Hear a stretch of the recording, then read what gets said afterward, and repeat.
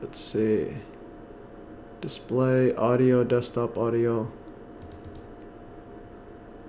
It says it's working. I don't know what in the world's going on here. Let's see. Okay. There it is. It works Display, now. Audio, desktop audio. Alright. Yeah, it works. I have no idea why that does it. Might have been this quick transition thingy. I have no idea how the software I'm using is just so bad. I gotta figure it out every time there's something new. Alright, you guys can hear me? Let me mute my alright. I'm just gonna mute my phone. Alright, we are live. Alright, Rebel with the cause is here. Alright, sounds good. A 9/11 revisionist is here messaging me.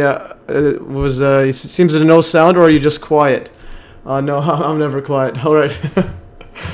Alright, so we have 17 viewers right off the bat. Unbelievable. Alright, so okay, we have a whole bunch of people here. So it's World War III apparently starting at. Okay. Starting now. So apparently, so I posted this on Twitter. Here's my thumbnail. You guys like the thumbnail? And you guys like the setup? I always have to ask if you guys like the setup. You can see the chat inside the video, and you can see my face here. Is my face too small or too big, or is it good? And let me know if my face is not in the picture. Sometimes, because my microphone's a bit away from the screen. Alright, let's see what the chat says. Here we go. Alright, yeah, Rebel, I just saw your video about the numerology about Trump's assassination. That's quite the video. Alright, so we are live. I'm gonna close this. But yeah, so you guys like the thumbnails. So the Alex Jones one, he's kind of like my spirit animal. Besides the disinfo, he says, yes. Anyway, so that's him. He's like a pretty funny character. Anyway, so I posted, let's go to my Twitter. Okay, everything is fine. WW3 has started in 1946. Okay, Rebel says it's good. He likes it. All right, that's perfect. And then there's Donnie Darko. I just wanna. So I posted this just now. So I posted this on Twitter October 11th. So I said let's check up what's happening this weekend. So we have Friday the 13th. All right, so we have Friday the 13th, and then we have Friday the 13th, Global Day of Jihad. And then we have Saturday the 14th, Ring of Fire annular solar eclipse, where it goes, where the sun is further back than the moon, so you see this ring of fire around it. Yeah, so everyone's expecting World War III to start then, but it's actually, but then I saw this article, so expert warns World War III could begin by Sunday. Alright, so, so forget Friday the 13th or Ring of Fire the 14th, the 15th is the actual start of WW3.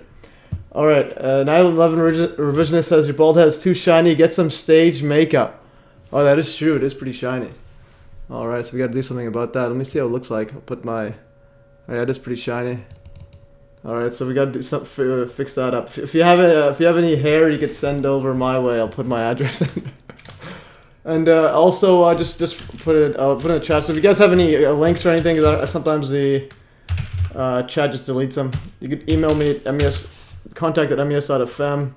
And alright, let's see what the show has in store. So I kind of threw a bunch of stuff together. And so the first thing is I rewatched the live stream just in case I missed a bunch of questions or whatnot. So one of them, I remember someone was asking about Richard Hall's the Richard Hall videos, and that they weren't working. And also here, I'm just gonna so I have a link here. These are all the links will be in here. Alright, 15 number of Saturn squared Agrippa. Alright, this guy's, the Rebel's another level. Alright, so I put the link to, these is going to be the stream notes and links, etc. that I'm looking at right here, but once I publish it, it's published, but some of them are not updated. So anyways, I want to go over the first thing, the Richard Hall videos. Someone was saying that they don't load. Yeah, that's an issue that happens, so I just kind of refresh a bunch of times. So for example, I click his video 306, and also try downloading them as well. So let's see if it plays. Alright, so it's loading. Okay, so yeah, this plays. Alright, so that played. That was the newer one, but it's a legal fund. Let's go to his first video. So I like how he has it all there, and let's see if this loads up. I think he has them unlisted in Odyssey or something like that. Alright. Alright, so the videos are working. And then Ride the Liger says, have you managed to contact Judy Wood? Well, I've been trying to get her to come on the show. Actually, I think 9/11 Revisionist is the one who's contacted her. And yeah, I'm trying to get on the show. I have an indirect contact, but apparently she watched the last live stream with Andrew Johnson. So that is in the works. Hopefully she gets on the show and in multiple shows, because that'll be pretty big stuff. So anyway, so all the videos here seems to be working on Richard Hall's stuff here. All right, but yeah, if you guys can somehow reach her as well, just let her know. Get on the live stream. It's gonna be big. All right, so the next one I wanted to go is so Andrew Johnson brought up in that last live stream about the Astronauts Gone Wild by Bart Sabrell, and that Edgar Mitchell said he wanted to get the or him or his brother wanted to get the guy waxed. So let's play this video here. It's pretty interesting stuff here. All right. Right, like it has thumbs up, sweet. All right, so this was Astronauts Gone Wild, but this guy kind of confronts them and tries to get them to swear on the Bible that, okay, Nakba apartheid. All right, I don't know what Nakba means. Oh, let's go here. Let's play this video. So Edgar Mitchell is ambushed by Bart Sabrell in Astronauts Gone Wild. You're going to press me on this. I'm not going to talk to you. Let's see, this is Edgar Mitchell here. If you're going to press me on this, I'm not going to talk to you anymore, because can you guys hear the audio well? I won't pursue this. All of this attempt to say the Apollo programs were fake is just sheer. Wait, just notice how he laughed a bit. Okay, wait, go back here. He kind of did a smirk, kind of like a duping delight. If you're going to press me on this, I'm not going to talk to you anymore, because I won't pursue this. All of this attempt to say the Apollo programs were fake is just sheer nonsense, and you can talk till hell freezes over, and you're wrong. Okay? Well, would you affirm... I won't continue on this line. Would you swear on the Bible that you walked on the moon? You bet your sweet ass. Okay, put your left hand on the Bible. Put your left hand on the Bible. Raise your right hand and say, I, Edgar Mitchell. I, Edgar Mitchell. Affirm. Under penalty of eternal damnation. I don't believe in that, but penalty of eternal damnation. That I walked on the moon on Apollo 14. That I walked on the moon on Apollo 14. Well, you know, you're the first astronaut to do that. We asked 6 other astronauts to swear on the Bible, and they refused to do it. Well, I don't particularly like to take oaths like that either, because I don't accept the Bible as a gospel of anything except a historical record. But we did go to the moon. You bet your sweet ass we went to the moon. Okay, turn off the camera. Your interview is done. I've given you all the time I'm going to give you. Okie dokie. Good to meet you. I don't say it's a pleasure. Understand. Please get your ass out of my house. Okay. And you came here under false pretenses, and I think you're an asshole. Well, and if you continue this, and if you press this, I will personally take you to court. I hope that you do. I invite you to. I'm going to give you my card so you can arrange that. And I'm encouraging you to arrange... You're frankly not worth it. No, we have you on the record saying you'll take me to court. I hope you do. Because we have proof that would prove it in a court of law that Apollo 11 didn't go to the moon. And I think it's something that you should see. I don't say that lightly, believe me. I don't say it lightly. You have joking, sir. People can have fun. And maybe do that if they feel like they want to have a little fun on a trip to the moon. As an independent producer, okay, we're heading out. Doing that is against moral ethics. Lying about going to the moon is a satanic lie of gigantic proportions. I don't hit people, but you're going to be on the deck unless you get... I'm heading out. I appreciate it. And get the hell out of my house. He just kicked him. Don't get a gun and shoot them at them before... Well, listen what he says here. It's a bit hard to see. I don't know why they're done of HD. See, it's... Gun and shoot them at them before they get out of the office. He says, we have a video camera running. Okay, he says, do you want... it's hard to see. Do you want me to go get a gun? And shoot them at him before... Yeah, do you want me to go get a gun and shoot it at him? Just make it slow speed so I can mute and go here. Let's see what he said. I just want to read that properly. Yeah, he says, do you want me to go get a gun and shoot it at him, Adam? And then, let's see, unmute. All right. Before they get out of the office? We have a video Yeah, before they get out of the office. camera running if you want to do it. Right. That would be great footage for us.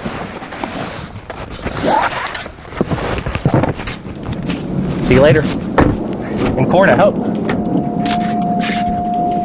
Want to call the CIA? Have them whacked. All right, so he says you want to call the CIA to get him waxed, and yeah, so that is unreal. Yeah, okay. Timothy Sullivan says creepy kid. Yeah, that is. Well, yeah, I assume you're talking about his son. Yeah, so the Edgar's son. That's pretty epic stuff. And then here's another thing. I just saw this. I saw this a while back. So leaked emails show John Podesta. This is just from Snopes, just to do a fake fact check. So anyway, so they said John Podesta discussed alien technology with former astronaut.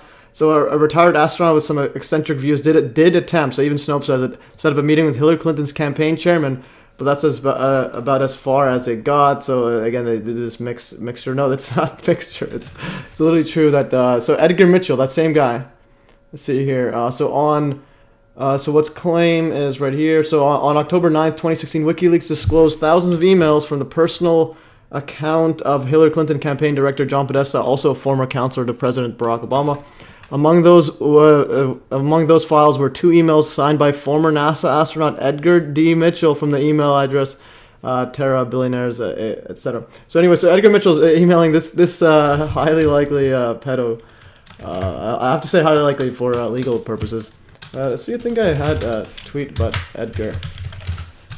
So Edgar, and then so here, I posted this a while back. So Apollo 14 astronaut and 6th man to allegedly walk on the moon, Edgar Mitchell, literally emailed the John Domino's on cheese, Podesta discuss, #free energy, ET disclosure, and Vatican's awareness.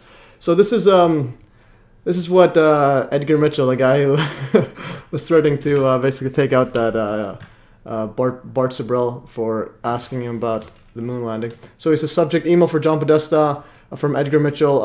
As 2015 unfolds, I understand you're leaving the administration in February. It is urgent that we agree on a date and time to discuss disclosure and 0-point energy at your earliest available. After your departure, my Catholic colleague Terry Mansfield will be there too to bring us up to date to the Vatican's awareness of ETI, extraterrestrial intelligence. He says another colleague is working on a new space treaty, citing involvement with Russia and China. However, with Russia's extreme interference in Ukraine, wow, this is from 2015, remember that. I believe we must pursue another route for peace in space and 0-point energy, ZPE, on Earth. I met with President Obama's Honolulu childhood friend, U.S. Ambassador Pamela Hamamamtu, on July 4th at the U.S. mission Geneva. When I was able to tell her briefly about 0-point energy. I believe we can enlist her as a confidant and resource in our presentation for President Obama, etc. So he signs his name as 6th man to walk on the moon. All right, Reality Access says, I've always wondered how is it possible for a rocket engine to generate thrust in the vacuum of space? To generate thrust? Well, when you push something forward, it's an equal opposite reaction. So the thing goes outwards, but then it goes forward. And interestingly, gyroscopes can do that without displacing mass. Yeah, so a vacuum, you can even create a vacuum and then you can do that. I actually have some vacuum experiments of a gyroscope here. Let's go here. If I go to draft experiments, or MES draft, I'll actually figure it out this way. I'm going to go on dashboard, log it out. And I will bring in a content. Okay, let's go to content here and vacuum. Okay, so I have a gyroscope in a vacuum. So when you say vacuum of space, well, assuming there's nothing special about space relative to vacuum here. So I have a precession in a vacuum. So I put a gyroscope in a vacuum. That's all the gyroscopes. And it's just moving. And like gyroscopes move, they can move without displacing mass in a vacuum too. You can make them actually thrust forward if you need. Okay, so Carrig Bag says boring. All right, we'll get back. Just want to go here. So there's a vacuum here. I suck out all the air and it moves, etc. And if you have in a vacuum, all you need to do is push something forward. So if you have, for example, even if you just had a gun, you have a gun, shoot it left, you're gonna have equal opposite reaction, and you're gonna go backwards. All right, so that is the one thing. So let's get back to the stream. So yeah, Richard Hall legal battles, and eventually we get to the whole bunch of war, Iran stuff, etc. Okay, so we have some people there saying stuff. Let's go back into this. All right, so yeah, Richard Hall legal battles. On his Richard Hall here, he's actually being sued by I think the families of the Manchester Arena bombing or supposed bombing incident with Ariana Grande. And because he wrote a book and did a documentary on it, saying that it likely was faked, and now all of a sudden his YouTube channel was deleted, and now he has to go to court for I think something to do with the families, like putting them in distress or some sort of fake nonsense like that. So it's absolutely ridiculous. So yeah, so his legal fund appeals. There's a video here with an appeal to the legal fund. Let's see. I think I've seen this a while ago. I just want to play. And yeah, so here's I think there's a breakdown of it. Material, and I had only uploaded 2 fairly innocuous videos in the last 2 years. On the 31st of October, the BBC broadcast a Panorama TV programme called Disaster Deniers. Again, complete propaganda in my opinion. The following 2 weeks, the BBC continued with their 11-part series on Radio 4 disaster trolls, again ignoring any evidence in my publications. Note that these BBC programmes resulted in several further hit pieces across mainstream media, all of which ignored the evidence. Some were defamatory and contained false information. Yeah, look at the MSM headline against Richard Hall. Britain's cruelest troll who has spread conspiracy theories about Maddie McCann, 9/11, and the murder of MP Joe Cox could be made to pay for his lies about the Manchester Arena bombing as horrified families of terror attack victims stage a fight back. Absolutely ridiculous headline. One of the worst headlines ever. But anyway, so definitely watch that. I'm gonna put this in here. I'm going to put that in here, and let's go to the next thing. So, The Purge, Hillary laughing with Trump. Trump and Hillary laughing. And we will do this one. The Purge, Wolf Clan Media. Yeah, so Wolf Clan actually talked to Chris Evans. He's actually taking a break from conspiracy stuff for a while. So uploads from... Oh, I think someone started putting uploads. Oh, this place doesn't exist.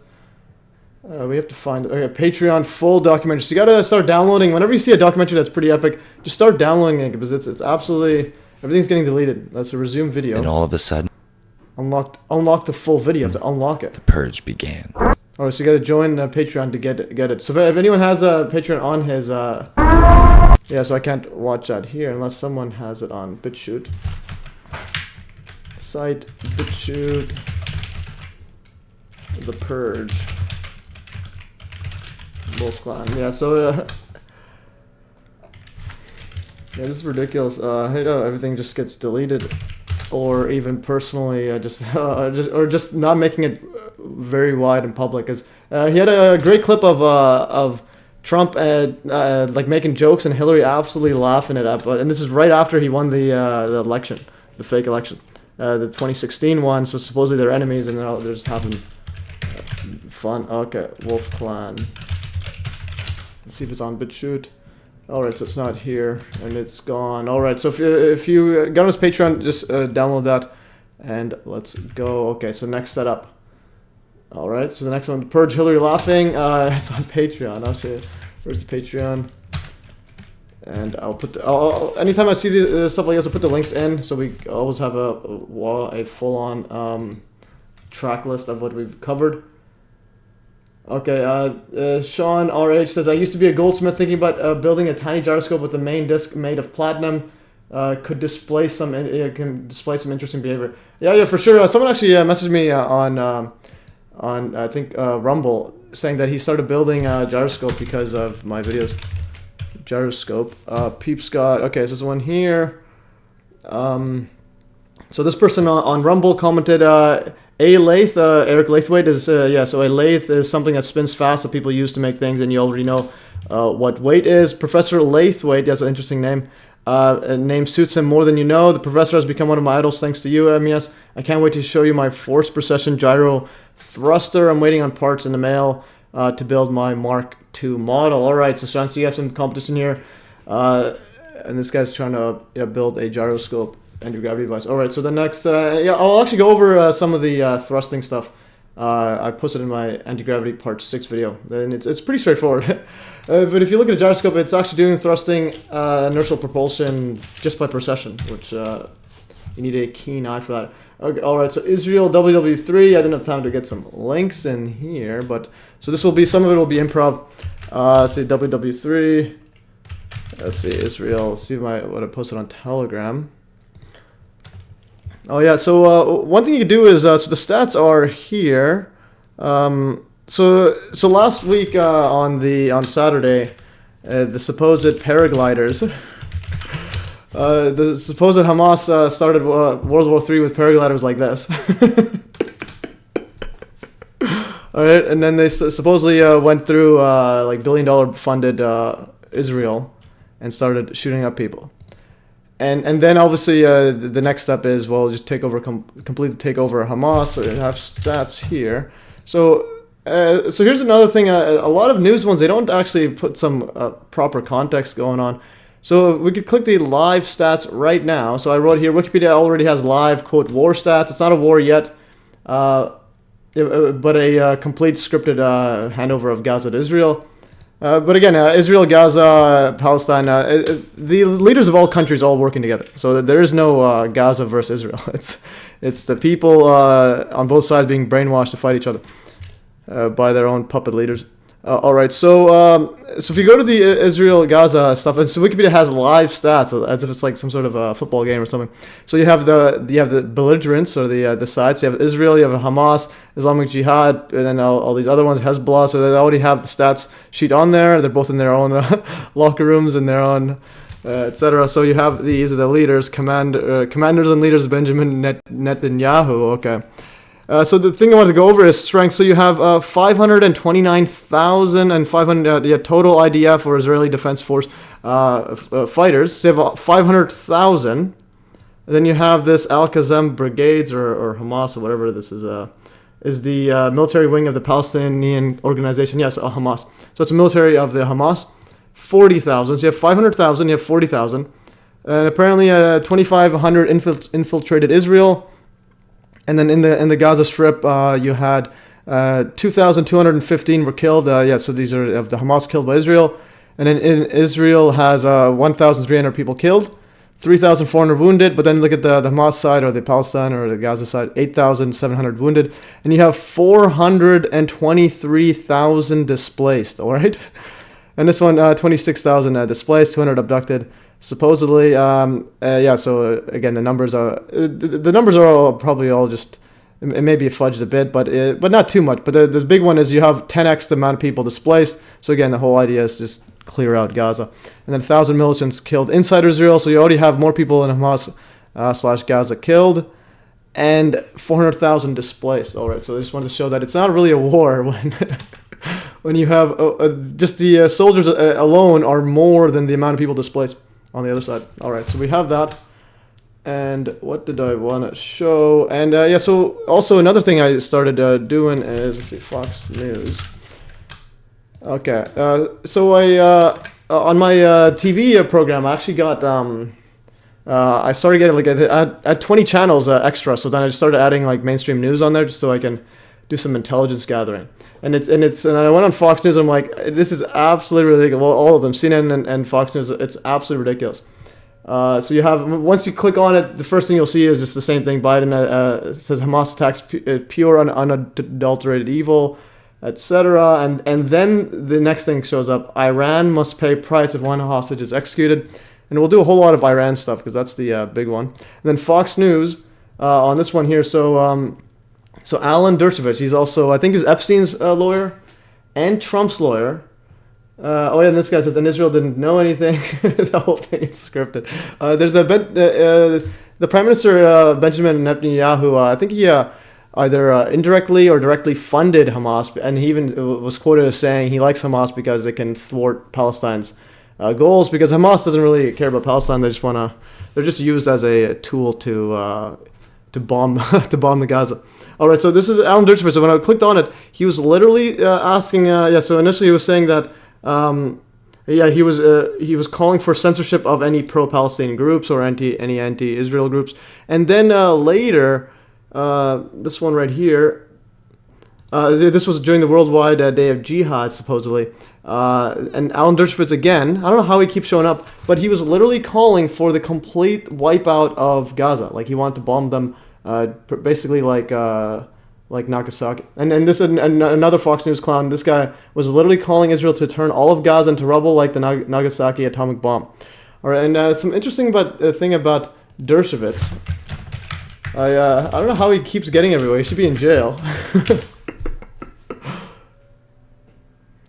Sorry, continuing doubts regarding death, injury, and reported acts of violence. Yeah. There's obviously going to be some possible fake stats, but the general direction is pretty obvious. And one thing you have to note is a lot of stuff with war. Some of the stuff they kind of want to keeping track of how many people they killed. It's kind of like one of those. It's like a movie for them. So this is Trump's. Yes, I want to go over Alan Dershowitz. So Trump's legal team for the impeachment circus when he was supposedly impeached for I forgot what it was, the phone call or something with Ukraine, includes Alan Dershowitz, and here's a list of pedos, rapists he also defended. So Alan Dershowitz, the guy who was calling for the complete wipeout of Gaza and censoring any anti-Israel groups. All right, yeah. So like I said again, guys, I don't want to be I don't want to get my video banned for any anti-Semitism. I'm saying all countries are fake. The U.S., yeah, well, Hamas, they're all just puppets. So anyways, so all countries are fake, and Israel has just its role is basically the focus of all the world's religious factions and the focus for World War III. Anyway, so we'll get to that in a bit, but here's that Alan Dershowitz guy. So here's a list of the pedos, rapists he also defended. He defended Jeffrey Epstein, Harvey Weinstein, Roman Polanski, Woody Allen, Mike Tyson, and notable mention O.J. Simpson. And Dershowitz is also accused of being a pedo. So we'll read this out. So Trump impeachment defense team will include Clinton prosecutor Ken Starr and Jeffrey Epstein lawyer Alan Dershowitz. Yeah, actually, Ken Starr is the one. I think with the other ones. I think I just combined both of them together. But anyways, here. So President Trump's impeachment defense team will include. This is from 2020. Include Ken Starr, and this is before the pandemic was declared. Whose investigation led to President Bill Clinton's impeachment, and Harvard law professor Alan Dershowitz. Also on the team is ex-Florida Attorney General Pam Bondi. It's a former Whitewater prosecutor Robert Ray is expected to join the team. And so Dershowitz's past clients include the pedophile Jeffrey Epstein and O.J. Simpson. And then exclusive defiant Alan Dershowitz brands Virginia Roberts a fake Me Too victim as she files defamation suit claiming the lawyer who defended pedophile Jeffrey Epstein had underage sex with her and repeatedly called her a liar. All right. And then so Roberts accuses Dershowitz of participating in sex trafficking with Epstein. And Alan Dershowitz joins Harvey Weinstein's legal fight over expulsory emails. So even also defending basically the worst people he's defending. And Dershowitz also seeks to bring close to Polanski case. And Roman Polanski left the country, fleeing the United States before sentencing on a charge of raping a 13-year-old girl in 1977. All right, so that was an interesting part about Dershowitz, and I think it keeps going. So Dershowitz's take on Allen, he wrote, if you know the Woody Allen one. So on Monday, Allen, and again, I'm going over this, and this is related to World War III because you have this is the same guy who's all going on Fox News and a whole bunch of other areas and literally calling for the wipeout of Gaza and also censoring pretty much any group, any college group that speaks out against Israel in any way or pro-Palestine anyway. And again, like I said, disclaimer: Palestine, Israel, they're all run by the same puppet masters. All right, so it's a show. Rebel with a cause. Yes, it is a show indeed. All right, and I'm on my last warning. Yeah, so I heard deplatforming if they raise doubt. That's one thing. YouTube kind of will remove things if you're an event denier, a violent event denier. Actually, I was going to go over that. I forgot to put a link to that, but I do have, I think I have it on Twitter. So, Math Easy, event denying. I'll just put event, something to show up. So if you can do searches by doing from and then colon, etc. Yeah. So this one here, my Pizzagate one was the videos were removed because denying it. So you can't have videos. So YouTube literally says we believe in free expression, but they restrict or disable or remove videos videos that include videos denying that a well-documented violent event took place.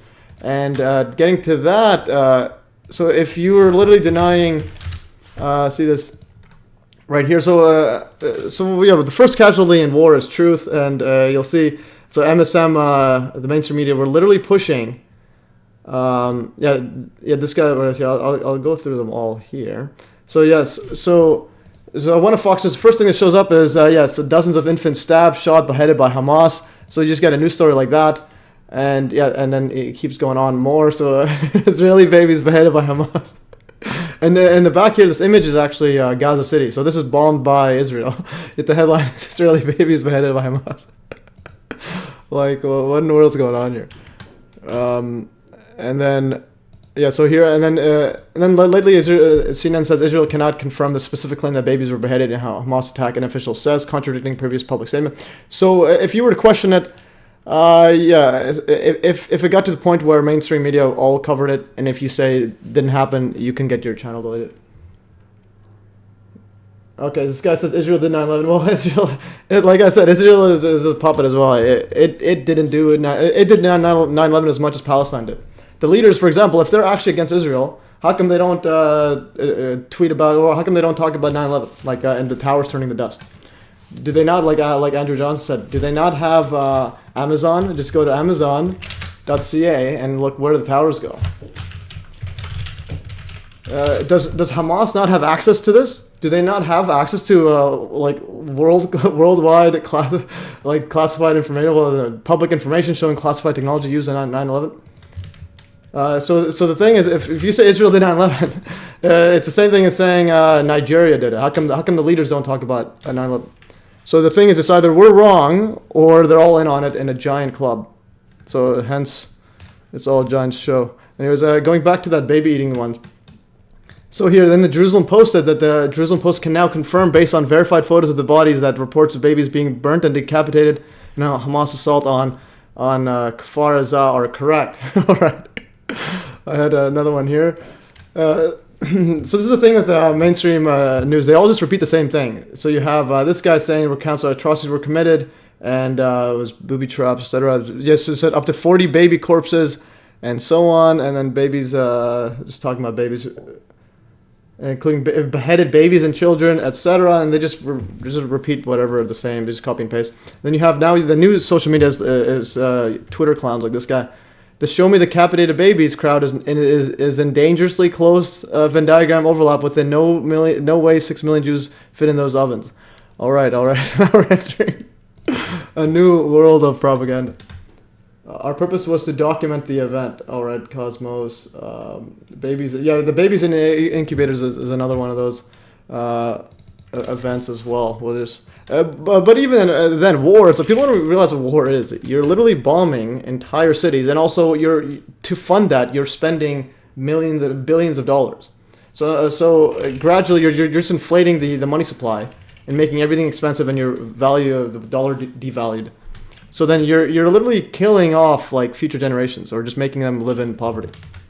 All right, and we will discuss that further. But all right, so we have that. And now Trump third temple. Okay, this is where it gets kind of a bit out there. All right, so rebel the cause of more numerology, CNN 314, etc.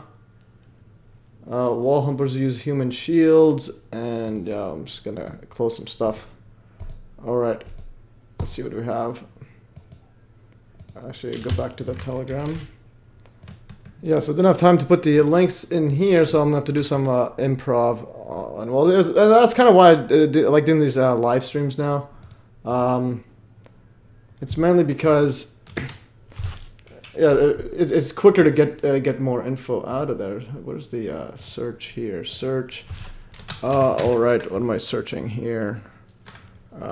Temple. Okay, this is another thing I want to show first is, okay, so basically this is I wrote this, psychopath MAGA pastor Greg Locke. So this is a supposed Christian pastor, but he's a super pro-Trump one. So he's preaching that Israel should bomb the Dome of the Rock Islamic shrine so the third temple could be rebuilt and usher in the second coming of Jesus. So we'll play that soon, but I just want to go over some context. So the third temple is let's see the mainstream context of it. Third temple refers to a hypothetical rebuilt temple in Jerusalem. It would succeed Solomon's temple, and the second temple, the former having been destroyed in the Babylon siege of Jerusalem, and the latter having been destroyed in the Roman siege of Jerusalem. So basically, you had the first Solomon's temple was destroyed, Roman siege. Second temple destroyed in the Babylon siege, and now they want to build a third temple, and then right here, so the building of the third temple also plays a major role in some interpretations of Christian eschatology. I think that means last days or end of times, etc. The study of it. So we'll play this video. This is why I kind of had to do this live stream, the World War III live stream, and also why I had to do the Trump video before all this stuff was starting to happen, because I can read it. I can basically see that this is pretty obvious. Let's play this. Well, let's play the.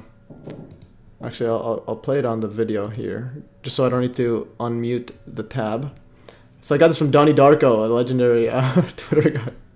What they ought to do is evacuate up there on what they ought to do is evacuate up there on the hill and get a great big missile and blow that wicked Dome of the Rock plumb off of the spot where it's standing right now, so we can get that third temple rebuilt and usher in the coming of Jesus. All right, and they had the music playing too, and people cheering, and they had the Israel flags. Do they not know what they're saying? They're saying bomb the living daylights out of Jerusalem, like an Islamic shrine inside a mosque in Jerusalem, so that the third temple can be built and Jesus can come there. And this is actually against pretty much anything that Jesus has said. This reminds me of the let's see the Peter. I think that Jesus says to Peter. Peter, put knife down. Yeah, so this guy says lunatics. Yeah. Okay, let's just read the. Okay, so Matthew 26:52. All right, epic from the Matthew is my name. All right. Let's see what it was. Okay, so the betrayal of Jesus. At this one of Jesus' companions drew his sword and struck the servant of the high priest, cutting off his ear. And Jesus said, "Put your sword back in the place." Jesus told him, "For all who draw the sword will die by the sword," etc. All right. Yeah.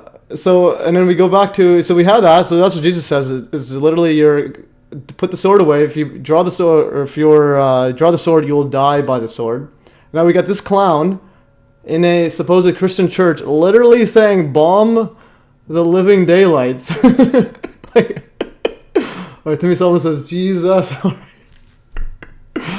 So yeah, so this guy here. Yeah, so I guess technically he just didn't say sword. So this one needs to be updated. So what you could do is actually, what I'm going to do is I'm going to do a live inspect here. So what you could do is inspect.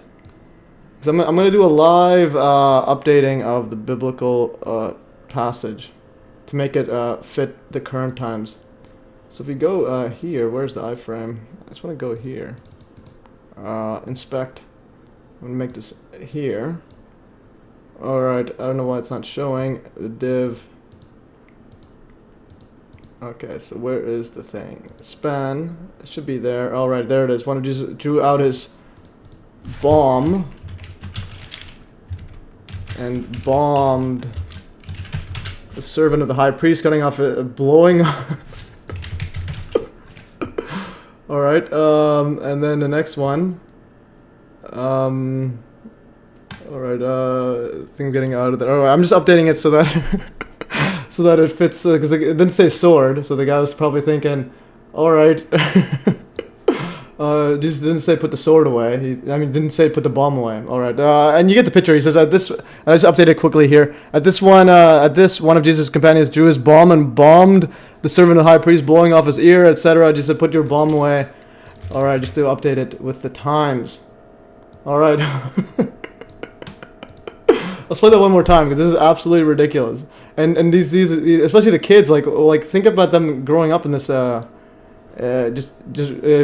up in this kind of environment and associating faith or spiritual practices and morality with this utter clown. Let's see this. What they ought to do is evacuate up there on the hill and get a great big missile and blow that wicked dome of the rock plumb off of the spot where it's standing right now, so we can get that third temple rebuilt and usher in the coming of Jesus. All right, absolutely ridiculous. All right, so we got that, and let's see what I did. A temple. All right, so that was the temple there. Let's see what else we did. Okay. And what's interesting also, when I was going over a bunch of occult stuff, this one, so this person wrote a book, Zenith 2016. He wrote this actually in so this is Thomas Horn. In 2013, he wrote the book Zenith 2016. And in 2021, he wrote the book Zeitgeist 2025. I'm going to go over this with the headline. Just the headlines as well of this are absolutely ridiculous. So Zenith 2016, he wrote the revised and expanded edition of Apollyon Rising. So Apollo is Trump's, apparently. And we'll get to that in a bit. And then he wrote Zeitgeist 2025, Countdown to the Secret Destiny of America, The Lost Prophecies of Qumran, and the Return of Old Saturn's Reign. All right, so we got some interesting occult mumbo jumbo. Then he also wrote this book, The Rabbis, Donald Trump, and this is 2019. So my guess is he probably has some sort of insider knowledge in all this. He wrote The Rabbis, Donald Trump, and the Top Secret Plan to Build a Third Temple. All right, this is 2019. He wrote. So this is and look at the book cover. The Rabbis, Donald Trump, and the Top Secret Plan to Build the Third Temple. Okay, this is absolutely ridiculous stuff here, and he also goes over some of the numerology and etc. Here, this is from Trump at a Time, 1958. It was from that. I think they named it after that episode of that TV show or series, which pretty much Trump coming in as like some sort of false prophet, proclaiming the end of the world, etc. And so we'll get to that in a bit. But I just wanted to go to the temple part, and now this is the thread. This is a Donnie Darko one, and again, everything is tied to Trump somehow. So we'll go over some of this. So this is probably the wildest thread I've seen in a long time. So this was, and let's just click some of it, is Donnie Darko's. All right, we're gonna open this up. Okay, this says, I hope the stream is honest. Hamas is created by Mossad. Yeah, it's created by, it's all together. Like, I always have to say that there's no difference between Hamas, Mossad, CIA. They're all being run by the same entity. Like I was saying before, Hamas doesn't have the ability, like they don't have the ability to go to Amazon and just and search up where the towers go and see the towers turn to dust with advanced technology. So if they don't do that, like what are they actually doing? How can they be, quote, against Israel if they don't, or any other country? So Mercury, us, Apollo. Anyways, we'll get to that in a bit. So this is from July 21st, 2023. So the Donnie Darkin guy, this guy's got some epic stuff here. So 6 days ago, Donald Trump was given a Torah crown by the Israel Heritage Foundation. Their mission statement is to await King David's descendant, or Messiah, or the Messiah, to rule over the land and bring peace to all nations. All right. Give thanks to Hashem, for His work is good, His kindness endures forever. Presented to President Donald J. Trump for his extraordinary and heroic efforts. I like that very much. To help the state of Israel and the Jewish people. He and his family should be blessed eternally. From the Israel Heritage Foundation, July 10th, 2023. I want to thank you. All right, so he got some sort of award for that, and their mission is to await King David's descendant, or the Messiah, etc. And then you have literally articles coming out. Rabbi links President Trump to King David, saying he is preparing the way for the Messiah. Trump went to the Jewish school, possibly, I think a Jewish or a Jesuit or something like that. Trump's election heralds coming Messiah, says Derry. I think this is another big rabbi guy. Oops. All right, and let's exit this. And then in February 2018, Israeli organization, the Midkash Educational Center, minted a temple coin bearing the image of Donald Trump aside King Cyrus, a Persian king whom the Jews refer to as a Messiah. though he was a Gentile, or in other words, not a Jew. And yeah, so this is what they got. The temple coin, you got Trump and King Cyrus to fulfill 70 years, and he charged me to build him a house in Jerusalem. So again, the temple, and they're talking about the third temple. So yes, and okay, and right here. And then, then you even have Bill Maher talking about King Cyrus and Donald Trump. Let's play this. It's the ancient king of Persia who conquered Babylon. Let's play this. This is the ancient... Cyrus is the ancient king of Persia who conquered Babylon, where the Jews were living in captivity. Now, Cyrus didn't do it for the Jews, he did it for Persia, his country. But it had the happy side effect of allowing the Jews to return home to Israel. So Cyrus, you see, is an unwitting conduit, a vessel for God's will. But nothing in the Bible says he was the antithesis of what the Jews believed in, the way Trump is the antithesis of what Christians are supposed to believe. And for this cause, God shall send them strong delusion, that they should believe a lie. Do you believe you're the second coming of God? That they... All right, it gets a bit wild over there. Actually, there's some other videos in this I want to show. Okay, and this one, and this speaking about gematria, some of the rabbis were also talking to Trump, and then they said that his name somehow you have the same numbers as Messiah. What they don't understand the cost of it because they're inefficient. In the Hebrew religion, I'll play this bigger. A little something. It's a little present. The head rabbi of Ukraine. They want you to make and some of the rabbis in Israel. They want everybody at this table. Thankful for what you do. They don't understand the cost of it because they're inefficient. In the Hebrew religion, they wait for the Messiah to come. Wow. So the Messiah, Moshe ben David, if you take their name, written, you see where it adds up 424. If you take your name, Donald Trump, and then there's your name, it adds up to 424. It's something that is very unbelievable. What does that mean? It's like you have the same numbers than my Messiah, you know. Meaning, yeah, it's like not good. It's like best. It's like miracle. Why 424? It's like name of Messiah, you know. That's his name, Messiah. The Messiah comes out to 424. What are the numbers you have? No, it's not the numbers. It's exactly the number. Your name, and the numbers, it adds up to his name. It's 424 in the Jews. So it's like Messiah is the person that's come to save the whole world. So it's like you're the savior of Jesus. That's for you. It's amazing. We just thought we're like, wow. It's amazing, you know? It can't hurt. It can't hurt. So, all Jew people of Ukraine, they're praying of you, you know? They're like... Show it to Jared, he'll explain. All right. So anyways, those rabbis are shook that the gematria somehow matches Trump with the Messiah, etc. And, but yeah, so again, Trump is also a puppet. Like, everyone's got to realize. He's an actor. He's literally a reality TV host, and clown world is such that a reality TV host is people think he's the most dangerous or powerful man in the world. Anyways, I wanted to go over some gematria because someone was talking about, a lot of people were asking me if I knew gematria, etc. I've actually done a whole lot on gematria, just trying to go over patterns, etc. I didn't have a gematria calculator I made a gematria calculator. It's covering up the thing. So I made it, I started making it once I realized Pizzagate and Sumerian gematria sums up to 666. So I started doing a whole bunch of stuff. The Sumerian one is the one I like because that's apparently the first numerical system was the base 6, not base 10. So base 6 was the Sumerian numbers. So then it's basically every letter is, for example, A is 6, then B is 12. So you add 6 to each one. C would be 18, etc. And then add the letters and see what you get. And then let's see what you have. I'll do 666 here. Alright, so AI system, American Beast, 666, Amon, Ra, Ancient Gods, Bible, God, Satan, Binary Math, Bioimplants, Computer, 666, Dollar Crash, 666, Dollar Sign, Don Trump, Dollar Sign, 666, Insanity, 666, Illusion, iPad Go 2, New York is 666, Pizzagate, so I have to go like a whole bunch of, this is duplicate, let's delete this. TKD, okay, what does that mean?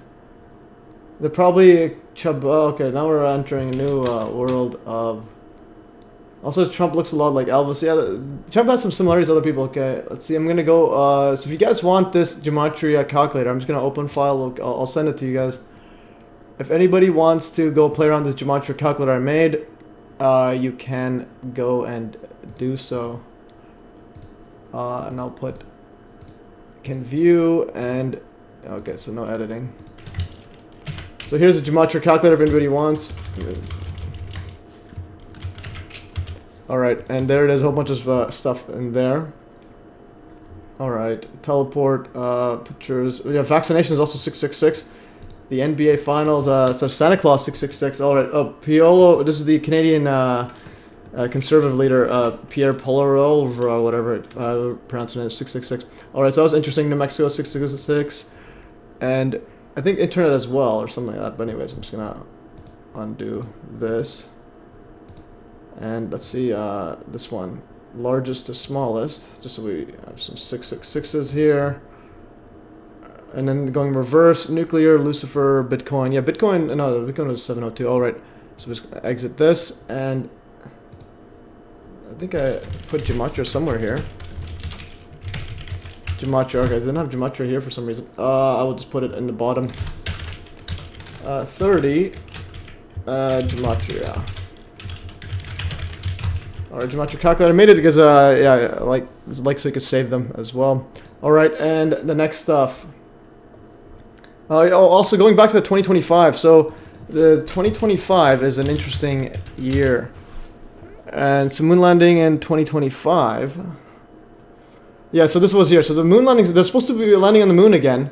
So, Artemis 2 crewed mission will perform a lunar flyby and return to Earth, making it the first time people have been back to the moon since 1972. 72, alright, that's interesting. That's I think that's around when the WTC was built, the World Trade Center.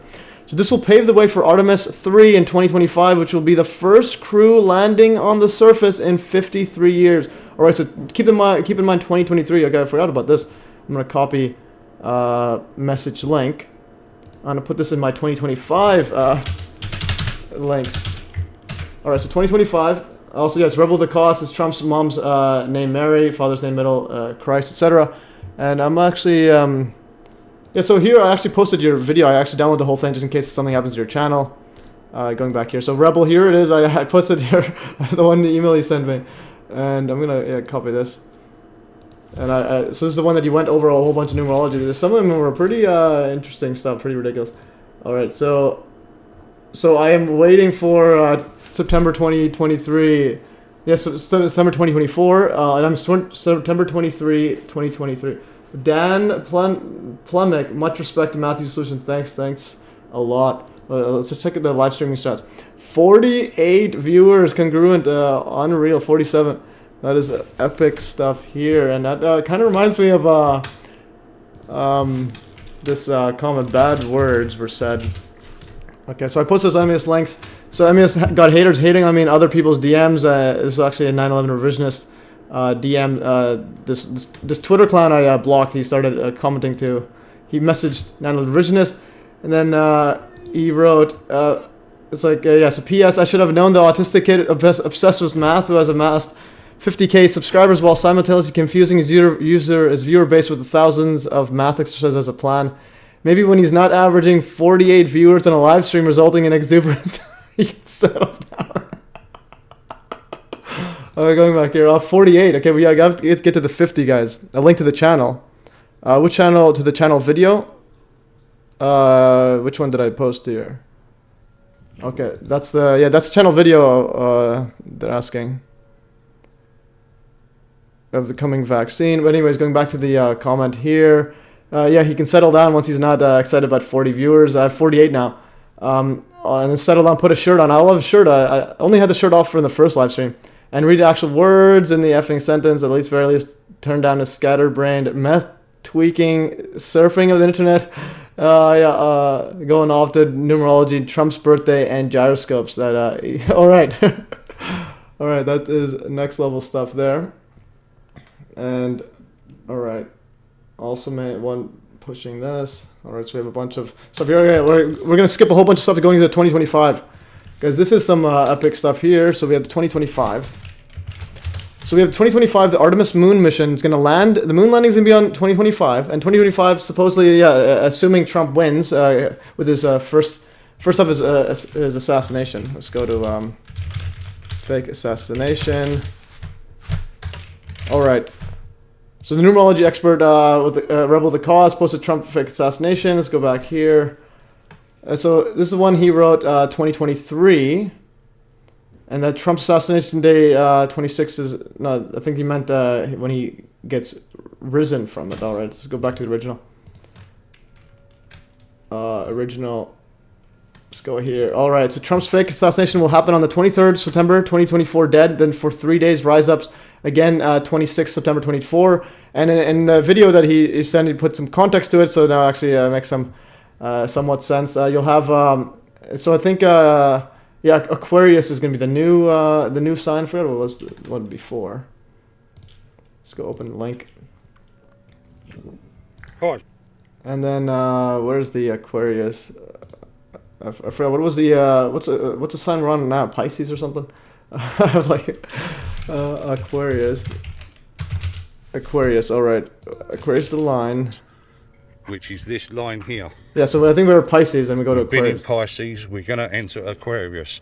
We've been entering Aquarius for quite a while, but and then that's the day we leave. And that's somehow the 26th, so September 26, 2024. All right, so play that in a bit. Just Google, check it out. You guys are all having a whole... So we're on the cusp of Aquarius. And yes, Aquarius is interesting setup here. All right, so we have, going back to 2025, stick to the script. So 2025, we have the moon landing, or the alleged moon landing coming in. And then we also have this that I posted on Telegram, SPARS 2025. So I'm just going to go up 2025. So everything's happening 2025. Moon landing. And before we even get to that, this was a 1996 U.S. military report about owning the weather by 2025. Okay, weather as a force multiplier, owning the weather in 2025, Air Force. And this is a research paper presented to Air Force 2025. And this is in August 1996, so number 996. Let's just flip the nines upside down, is 666. All right, so we have weather control 2025. Why are they writing about 2025? We have that Zeitgeist guy. I mean, this guy wrote about Zenith 2016. And then remember, 2016 is a big one where that's actually when I got woken up, when Trump started to run for office and the whole world got mad. Pizzagate happened and everything all happened at once. And that was pretty interesting. All right, so that is Zenith 2016, wrote 2011, and he wrote Zeitgeist 2025. So we have three things. We have Artemis, moon mission 2025. We have Zeitgeist 2025. This guy's saying Countdown to the Secret Destiny of America. We got the article right here, 1986, talking about 2025 weather control, even though they've already had weather control. You can look at Hurricane Aaron, 9/11. And March 27, 2025. This is a Reddit forum, Trump 666. We have 28 days left, remember. And on June 3rd, 2022, a climate activist disrupted the French Open while wearing a shirt that read, "We have 1,028 days left." And 1028 days after 6/3/22 is March 27, 2025, which happens to be the 7 years, 7 months, and 7 days since the Great American Eclipse of 2017. I wonder what will happen in 2025, and I wonder whoever is behind these climate protests knows about it. All right, so we got 2025, big things happen. So Trump's going to be a world leader, a world dictator, or something like that. I'm going to copy this post link, copy message link. That was an interesting one. I didn't even have that here. So a lot of stuff we're remembering / discovering in real time. All right, so we have that. And this was, all right, so Boris Johnson's father, yeah, he wants the UK population lowered by 75% by 2025. All right, so what is happening in 2025? All right, so we got weather control, we got moon missions, we got depopulation. Oh, I got to be careful saying that. That's one thing you get your account deleted. So we got population control. Add as a corollary to that, you have to get population under control as well, because if you look at it in sheer economic terms, how can you sustain increases in per capita income at a time when you have rising population without rising economic growth? Whereas if you have a declining population, which is what I would aim for, then of course even a stable economic growth situation will give you increases in per capita income. So that's where I stand on that. Do you have a sense of what the carrying capacity of Britain is, or of the world as a whole? Or? Well, Britain, I put it at 10 or 15 million. I think that'd be absolutely fine. I mean, that would do us really splendidly. At a limit, 2025, I think it's Is it at a limit 2025? complete nonsense that we are now confronted with an island, would you believe it, of 70 million people. I wrote a paper, I think it's the only paper the Conservative Party has ever published, and it was published as an old Queen Street paper in June 1972, oddly enough, and it was called Britain Needs a Population Policy. And you could still argue that today, I mean, right now. I certainly could, but what has happened, of course, is that we have all been, as it were, shunted off. Oh yeah, so he didn't say specifically lowered by 2025, but yeah, he says that it should be much lower. I think that's something like that. Confronted with an island, would you believe it? It's complete nonsense that we are now confronted at a limit 2025, really splendidly. At a limit 2025. Actually, yeah, that's pretty much what he's saying. Actually, he wants that reduced by 10 or 15 million by pretty much 2025 as a limit. Yeah, I forgot when this was, but yes, he has. So actually, fact checking says that yes, he does. And current UK population, current Britain population. So current 66 million. All right, so it's the 66 number, and now that's 67 now here. And this AI one is always off. 67 million. All right. So 50 million have to go somehow. According to Boris Johnson's dad, right? And then he also wrote a book here as well, "Life Without Birth." Stanley Johnson, a journey through the third world in search of population, in search of the population explosion. All right, so this guy's just wanting that, he just wants that drop big time. All right, so we got 2025, that part. The Trump 2025 takeover script is out in the open. What did I click here? All right, so actually interesting.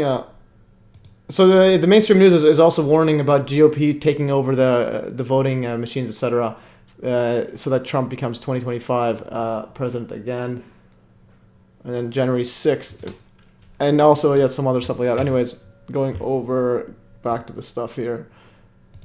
And I'm going to go back to that Boris Johnson. So we have 2025 here is going to be a big day. World's ending, apparently, according to these climate activists. Boris Johnson's father.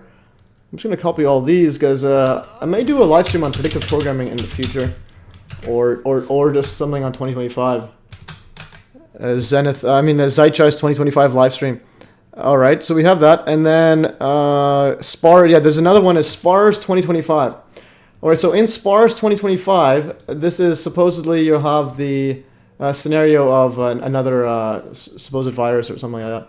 And this is interesting in that scenario. Is in the year 2025, the world has become simultaneously more connected yet more divided.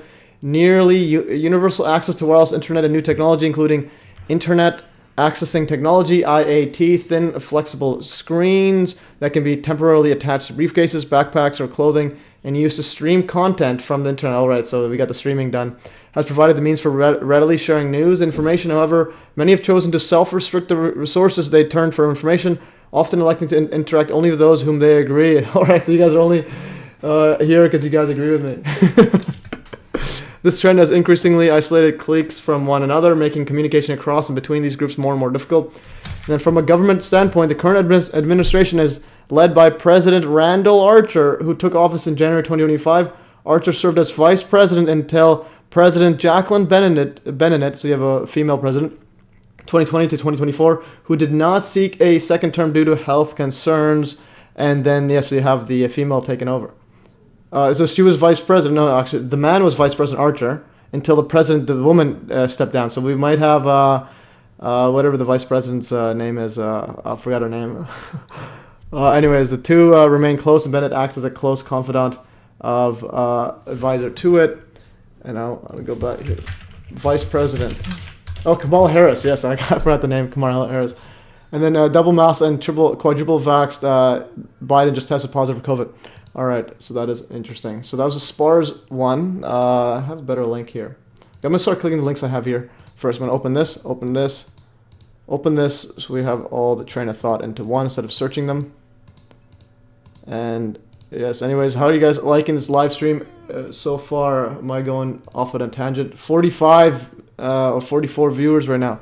All right, we gotta up these. All right, so this is SPARS 2025. Yeah, 1996 Air Force predictions for 2025. We have Cyber Polygon. So we have Cyber Polygon is gonna happen 2025 apparently. In 18.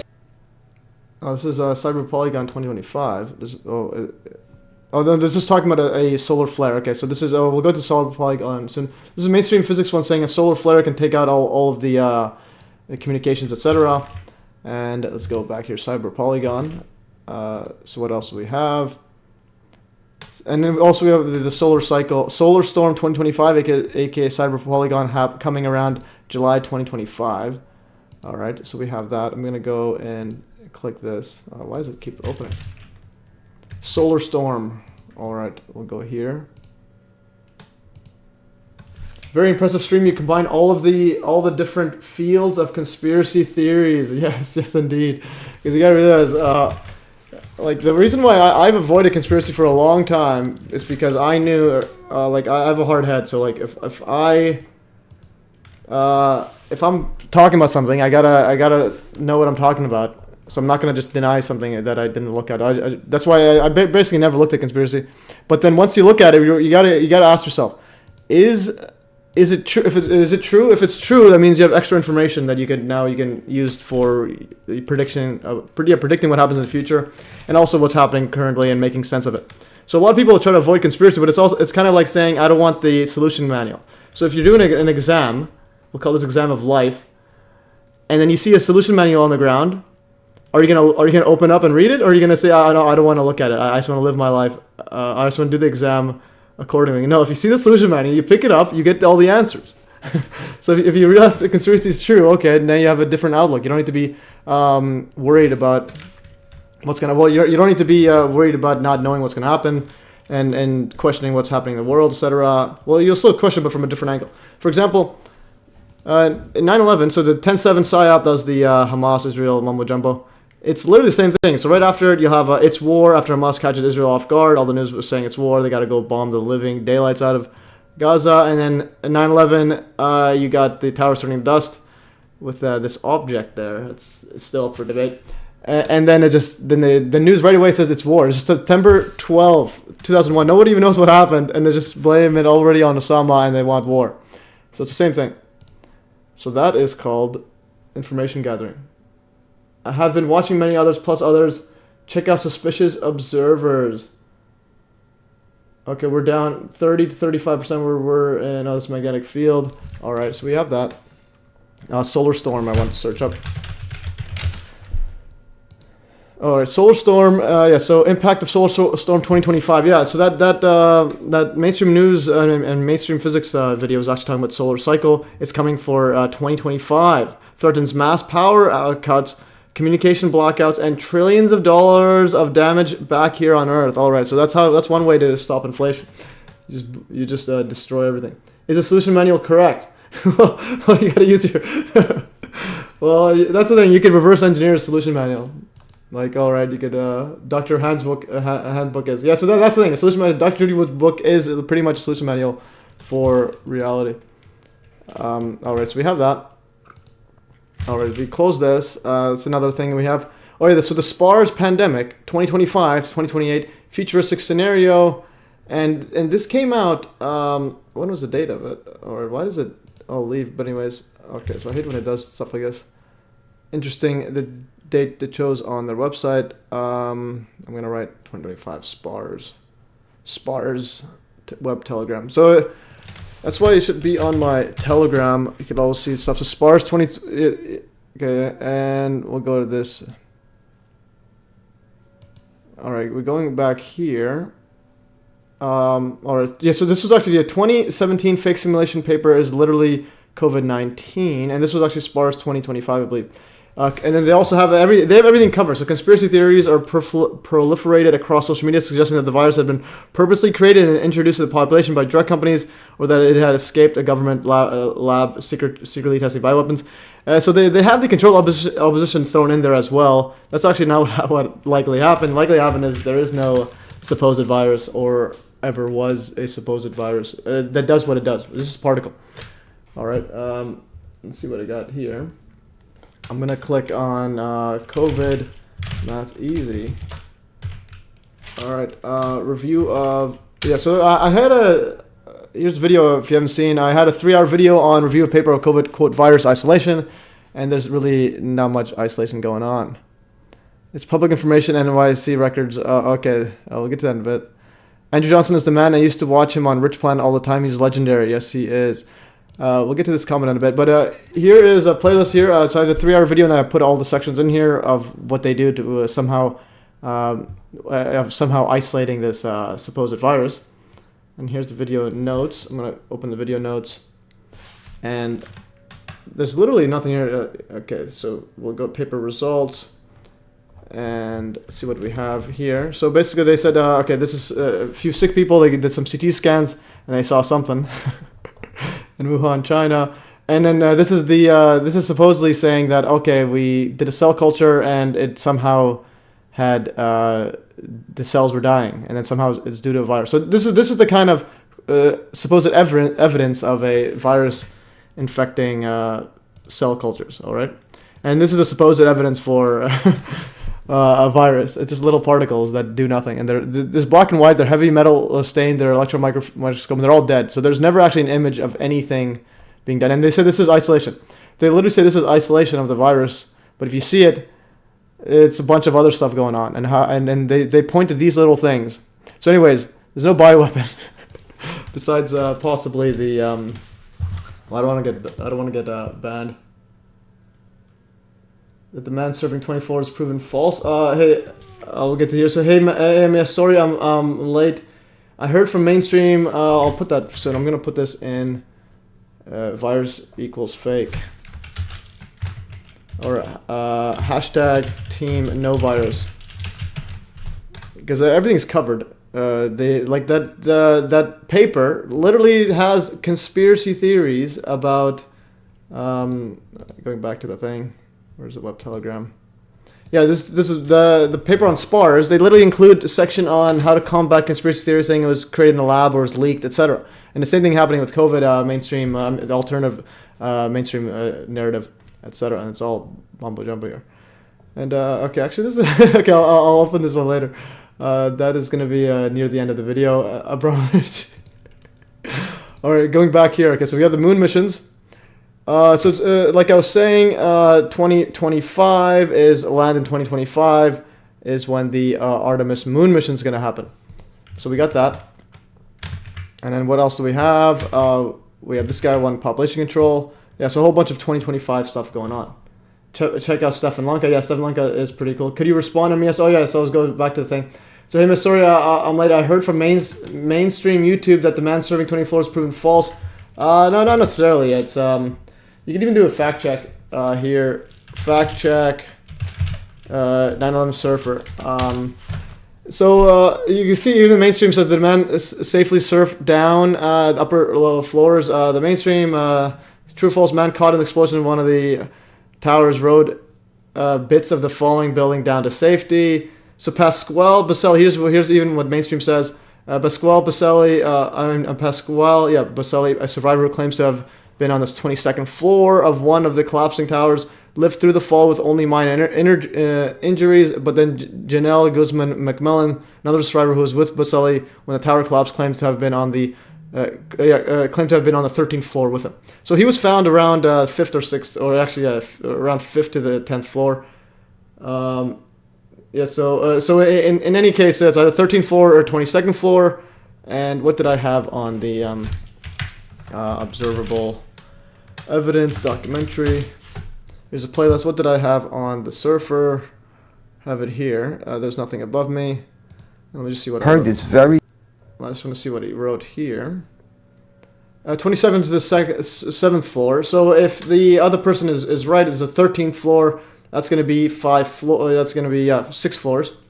So it's from 13th to the 6th, or what was that again? To the 13th to the 7th. Yes, about 6 floors. And how high is a floor? Let's say it's about 10 feet, so about 60 feet. So in any case, it's fallen, and and some people are even saying it was 80 seconds. So again, you're saying that it was debunked. I'm not sure what's the false. Even mainstream's narrative says. Mainstream narrative says 22nd or 13th. Pasquale himself says 22nd. And there's some other ones that are claiming the 82nd actually. 82nd. Often rumors, etc. And there's, for example, here, this one, I still don't understand this part here. 82nd. And then I put a question mark. 9/11 surfer actually fell from the 82nd floor. And this one right here. Oh, well, I'll play the, actually, I'll open it. Actually, I don't have the link to this. I'll unmute this. Unmute tab. Unmute site. All right. At the time, we know it was a second plane. Yes. That means he got out. People on almost the top of the building, Jim, got out in those 15 minutes. It's so important because, again, the building is 110, each of the buildings is 110 floors high. What we've been wondering all day long, what I've been keeping track of, is how high have we heard from people? How? Yes. This is the highest. And this is the highest. 82nd floor, and he got out in 15 minutes. And why that's so important is because it means a lot of people got out of that building. This is undoubtedly a terrible explosion, no doubt about that. But a lot of people got out of there safely. This is a guy who was on the 82nd floor, and apparently he suffered some minor hand injuries, and he was able to get out safely. Again, he was worrying about the people who were behind him. But very important that a guy who was on the 82nd floor was able to get out safely. And not only that, but he had some downtime there, Jim and Sandra, because he tried to get to that one exit. It was locked. He couldn't do it. He had to run across the other side of the building, and then he went down there. All right, so this guy, they're saying 82nd. I think there's another video here. And they made a Miracle Man video on this 82nd floor, I think.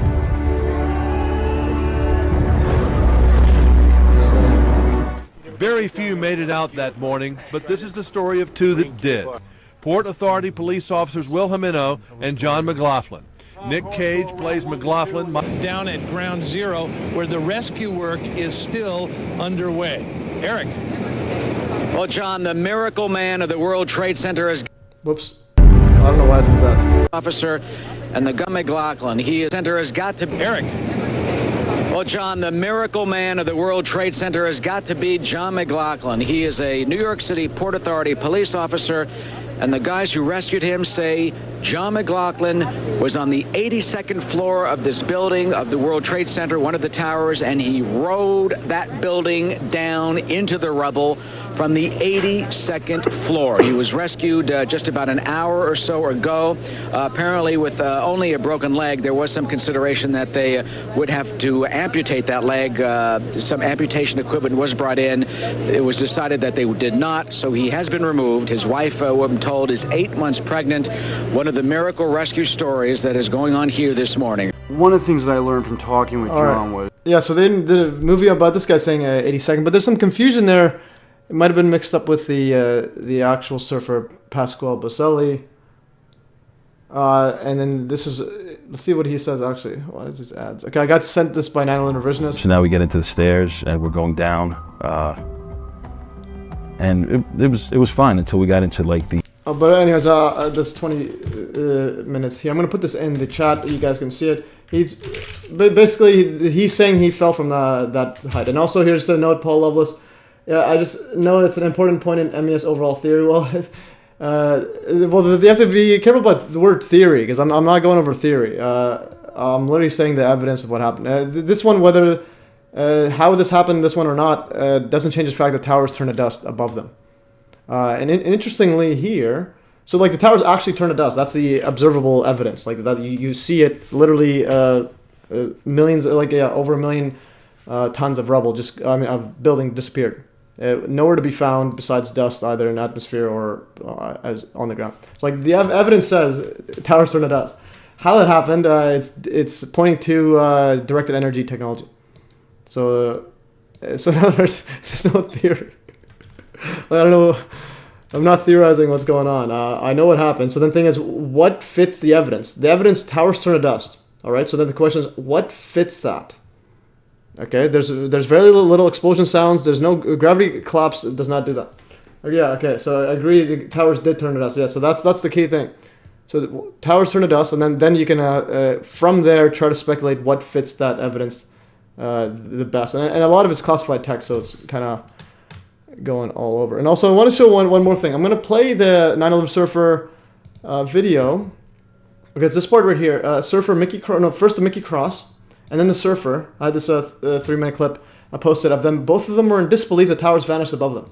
Very loud noise above me. It was just a tremendous roar, and it was above, and it sounded like it was coming towards you, and then the wind, the very fierce wind, and my helmet, it started lifting me up off the ground, and so that's when I crouched down. The next thing I just crouched down. I got to the corner of the staircase by the railing, and I just got as small as I could possibly get. Because I'm not a big guy to begin with, so fortunately I'm not. So I got in and I literally, I guess the best way to describe it, I tried to crawl into my fire helmet. That's what I wanted to do, just to protect myself. And I wasn't sure what was going on. I thought the building might be coming down, and I figured, okay, this could be it, and I was a little angry. I just, it was like, damn it, like, why me? Why, it's beautiful. I'm going to die in the World Trade Center on a beautiful summer morning. It's like a little denial and disbelief sets in, and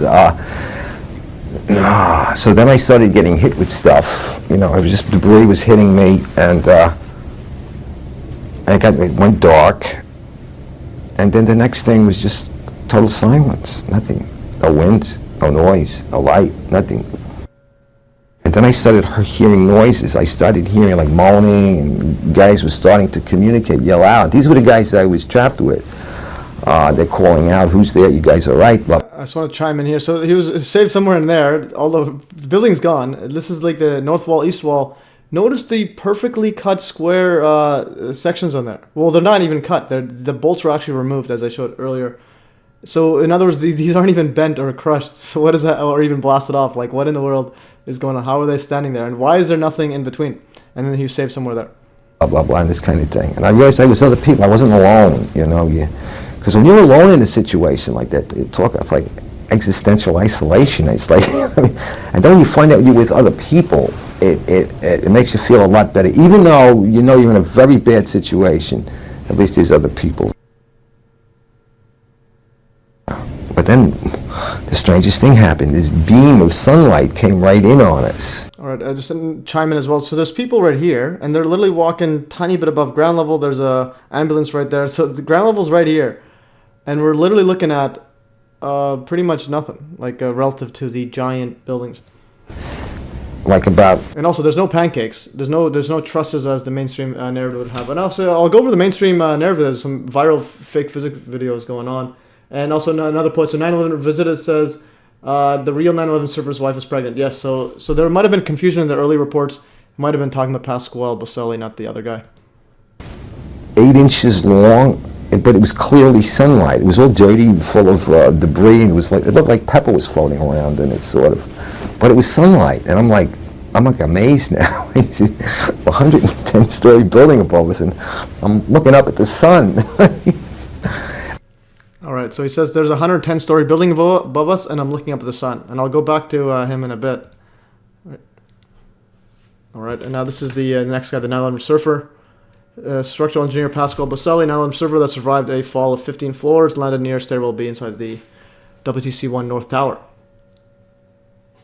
And a split second later, I opened up my eyes. Well, actually, yeah, Wendy Gizmo, yes, a long-time viewer. Yes, the missing rebel, that was a big eye-opener. Yes, indeed. And I was just sitting there, totally numb, looking up at blue. So the stair will be somewhere around here. He's just a tiny bit above it, somewhere over there, and there's nothing even protecting him above him. So he just somehow survived. Sky. Then it got dark from the smoke and everything, and I started to cough. I started to feel pain in my leg, and I said, I couldn't even believe at that point that I was alive, and I survived that, and there was nothing above me. All right. So there's nothing above me. So these guys are saying they're astonished that there's nothing above them. So these were just disappeared, and they're nothing above them. And also, going back here, you saw that the sphere. Let's going back to the sphere. Yeah, there's a sphere. You saw the sphere. The sphere is not even damaged. I mean, not crushed. We'll get to it in a bit. Look at where it is. And these buildings fall, and it falls below ground level. And this person right here says, so this person says they cleaned up 1.6 million tons of debris and moved it to the processing site, which was a landfill. It didn't just disappear. And I said, they didn't move anywhere near that amount. Do you have any evidence, pictures, receipts of how much trouble? And I said the before after pictures don't show anything. And the initial reports also were shocked that there was barely any rubble. And I think she just replied saying, it's public information at NYC records at Fishkill landfill. What are you talking about? This guy just says there's nothing above him. And then going back to the notes here. So Mickey Cross, the first guy, saying that he saw a beam of sunlight above. And this video, I got to find the full documentary. It was sent by Reality Access. He literally says, "Oh, you got rid of it. Oh no, I wanted to get that video because it was unlisted." But anyways, it was Mickey Cross saying he has no idea what happened, and he wishes there was an engineer that can explain to him what happened because he has no idea how he survived. Why there's nothing above him. Okay, so that video is gone. So that was a bad sign. All right, it's a false flag prediction. Ring of Fire, Global Jihad. Oh yeah, MES posting on x.com. So let's go back into the other setup here. Let's go in order. So John Hutchison losing his mind. I had this in there, so we cover this. We'll cover it actually. Yeah, so they moved as much debris as possible, as quickly as possible. Yeah, but there wasn't much to move. They didn't move it in 4 seconds above their head. And there wasn't much anyway. There wasn't much anywhere in the fresh kills and not fish kills. The name was Fresh Kills. So interesting about that. I also tweeted here fresh kills. So let's go here. I tweeted this landfill. Where? Oh, there's an math easy solutions. Is this it? I don't know. I don't know what's going on here. Okay, so fresh kills. Why isn't that showing? Pavement. I don't know why my post not showing. Concrete.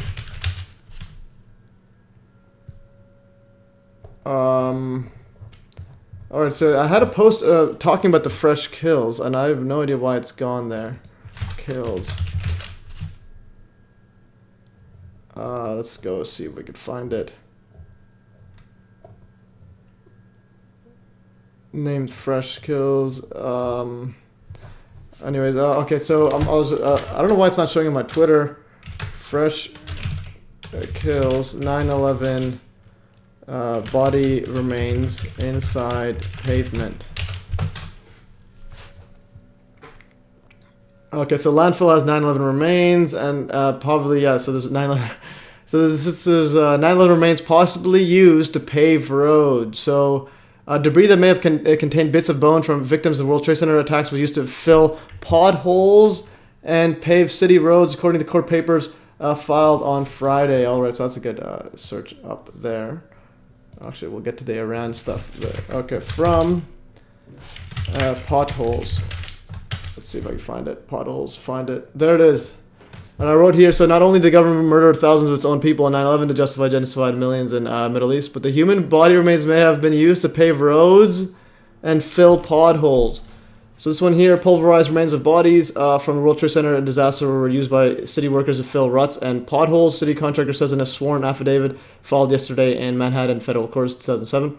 Eric Beck says debris powders known as fines were put in a pothole fill mixture by the crews at the Fresh Kills landfill. The name is Fresh Kills. Where 1.65, yeah, this is where the person gets that 1.65 million tons of World Trade Center debris. No, there isn't 1.65. All right, and then they say, I observed the New York City Department of Sanitation taking these fines from the conveyor belts of our machines, loading it onto tractors and using it to pave roads and fill potholes, dips, and ruts. And then they say it contains human remains. 400,000 tons of debris weren't properly combed for human remains. City asked, etc. And Beck says Taylor's mechanics sifters found 2,000 bones per day. All right. So the question is, why are there a whole bunch of these Yeah, there's a whole bunch of body parts, but there isn't actually whole people there because they were turned to dust, most of it. So you have these little fragments. So he recalled finding bones, fingers, skulls, feet, and hands, as well as a man's chest and the full body of a man dressed in a suit. All right. It said he was pushed to sift the debris quickly, offer affidavit of support. So they're trying to fill it quickly. And here's just the thing that towers turned to dust, etc. Yeah, the current interpretation of science obviously is going to be way off because 9/11 shows whatever is being done is doing things beyond what we know. Or, yeah, so there's something's being hidden. All right, so the next one. So let's see what we have time going on the live stream. We have 43 people. Okay, we still have a decent amount. And, okay, this Miguel Angel Michu says, yo indeed. All right. Let's see what time we've got. We've gone, how long? How do you check how long we've gone for? Oh, there's 1 hour, 33 minutes, and I am losing energy. So I'm going to do what I always do. Google timer. Or, in a timer MES, and put a timer. And I'm just going to put sound off. I'm going to put, let's give it a 25 minutes, and I'm calling it quits around then. So anyone has any...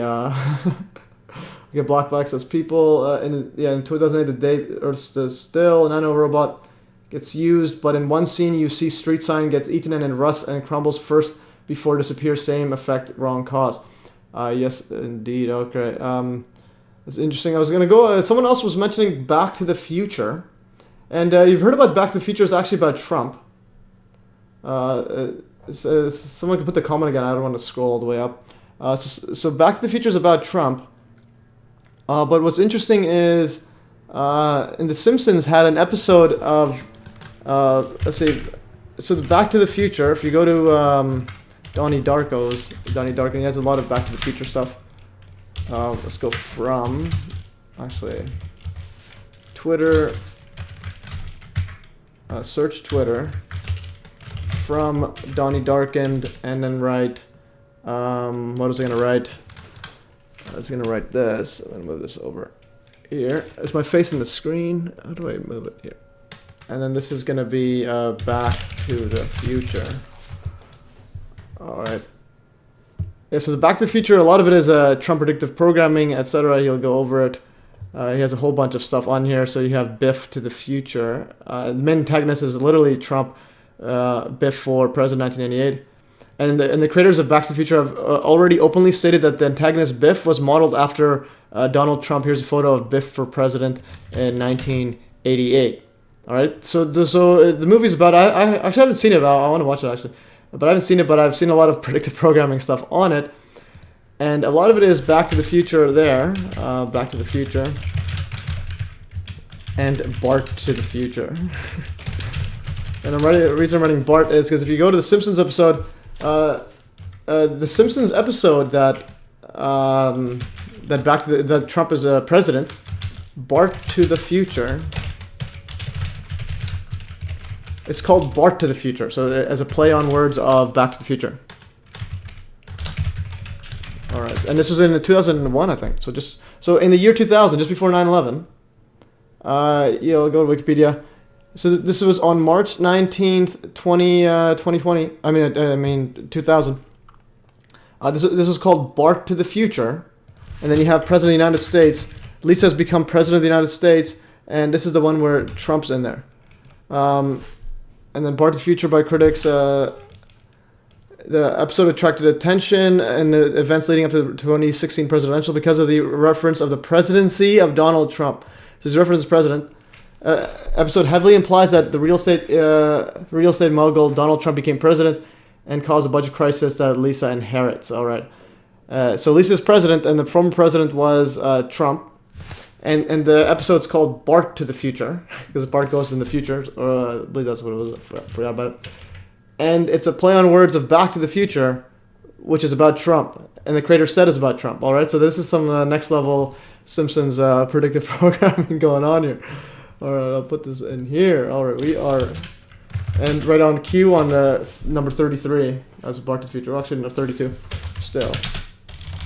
1, 2, 3, 4. All right, and scroll down, and yeah, we got a whole bunch of stuff here. and Bart to the Future. So we have Bart to the Future is Homer. Yeah, Simpsons creators are involved and put hinty references to things. Yeah, there's a whole bunch of videos on them. All right, and let's see what else we got. There was some other stuff. Oh, yes, we haven't even got to the main one, the Iran one. All right, so I posted this in Iran. I wrote an article, actually. Let's see, the Iran. Oh, we already did this one. Where's my article? Iran. All right, so Trump. This is an interesting thing. So Trump posted yesterday, October 23rd, on Friday the 13th. The number Trump is Jason Voorhees, if you've seen my Trump videos. So he wrote, the attack on Israel would never have happened. Zero chance if the election of 2020 was not rigged and stolen. It shows that the world how important elections are, how fake elections are. Iran was broke and talking. Now they are rich and watching. And with this caps lock, waiting to make their move. And it will be a big one. So he's saying Iran will make a big move. How could Crooked Joe, Biden, and the worst and most incompetent president, keep that in mind, in the history of the United States, allow this to happen? We went from Abraham Accords and peace to unprecedented death and destruction. Nevertheless, this big and very dangerous problem is solvable. Make America great again. So notice he says Iran, and also notice how he called incompetent president Biden. All right, so keep that. That's also predictive programming. And we'll go here. So I wrote this article. In March 29, 2022. So I wrote, was later mirrored. The thing I just want to chime in. This guy says, there's the Simpsons scene with Trump on an escalator that was later mirrored. I believe that episode came after it came in. So you can go Trump, Simpsons, escalator scene, fact check. It's mainstream good for quick fact checks. Is there I just want to double check because I could have sworn escalator. Did it predict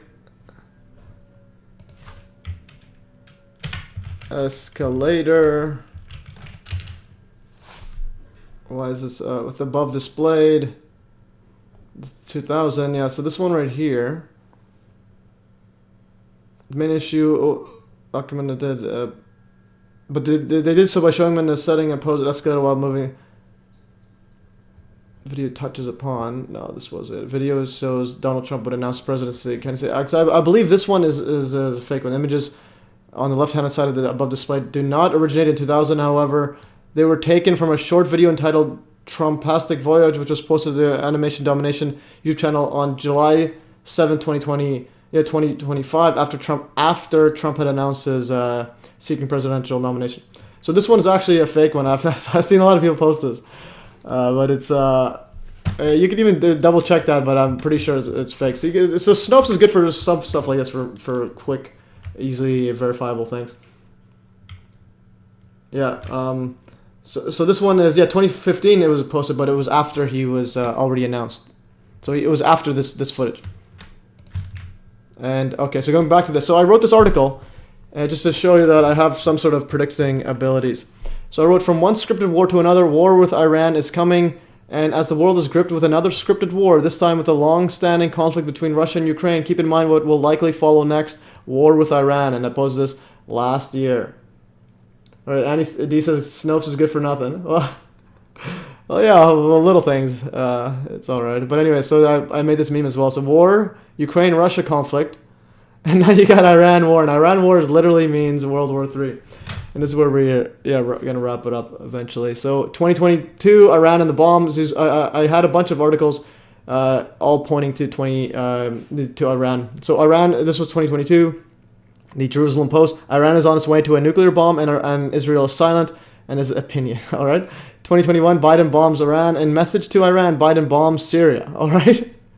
What does that mean? So in message to Iran, is a bomb Syria. All right. Will a move meant to show U.S. strength jeopardize diplomatic opening with Iran? And then 2020, Iran and the bomb. Biden, Iran, and the bomb. All right. Will he throw away Trump's Mideast gains to return to a bad nuclear deal? 2019, Operation Bomb Iran. John Bolton, the Saudis, and the hawkish forces pushing the White House towards a war with Iran. All right. 2018, John Bomb Iran, Bolton, and QAnon regime change. All right. So we have John, and this is literally a New Yorker. John Bomb Iran. That's what he was quoted saying. Bolton, the new warmonger in the White House. All right, so who is D. Marshall? Yeah, I've looked at some of the Donald Marshall stuff, but I'm this stuff is a bit incoherent to follow along. But he had one thing that was pretty ridiculous. He had the so I was breaking my chain of thought to go back to the web telegram. Web.telegram and go to the truth. Stop here and search it. And this was Greta. And I think I've shown it before, or I'm not sure if I have. Yeah, so I got this from Donald Marshall, or someone sending a link saying Donald Marshall shared it. This is pretty ridiculous. So Greta Thunberg, date of birth January 3rd, 2003, age 20 years old. Kyle Rittenhouse, born January 3rd, 2003, age 20 years old. So the same person, well, the same date, same birthday, but the same purpose. This guy's the right wing.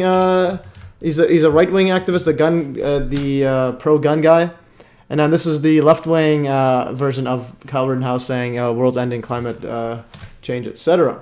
So we got them both born on the same day. Absolutely mind-boggling. All right, let's go back to my article.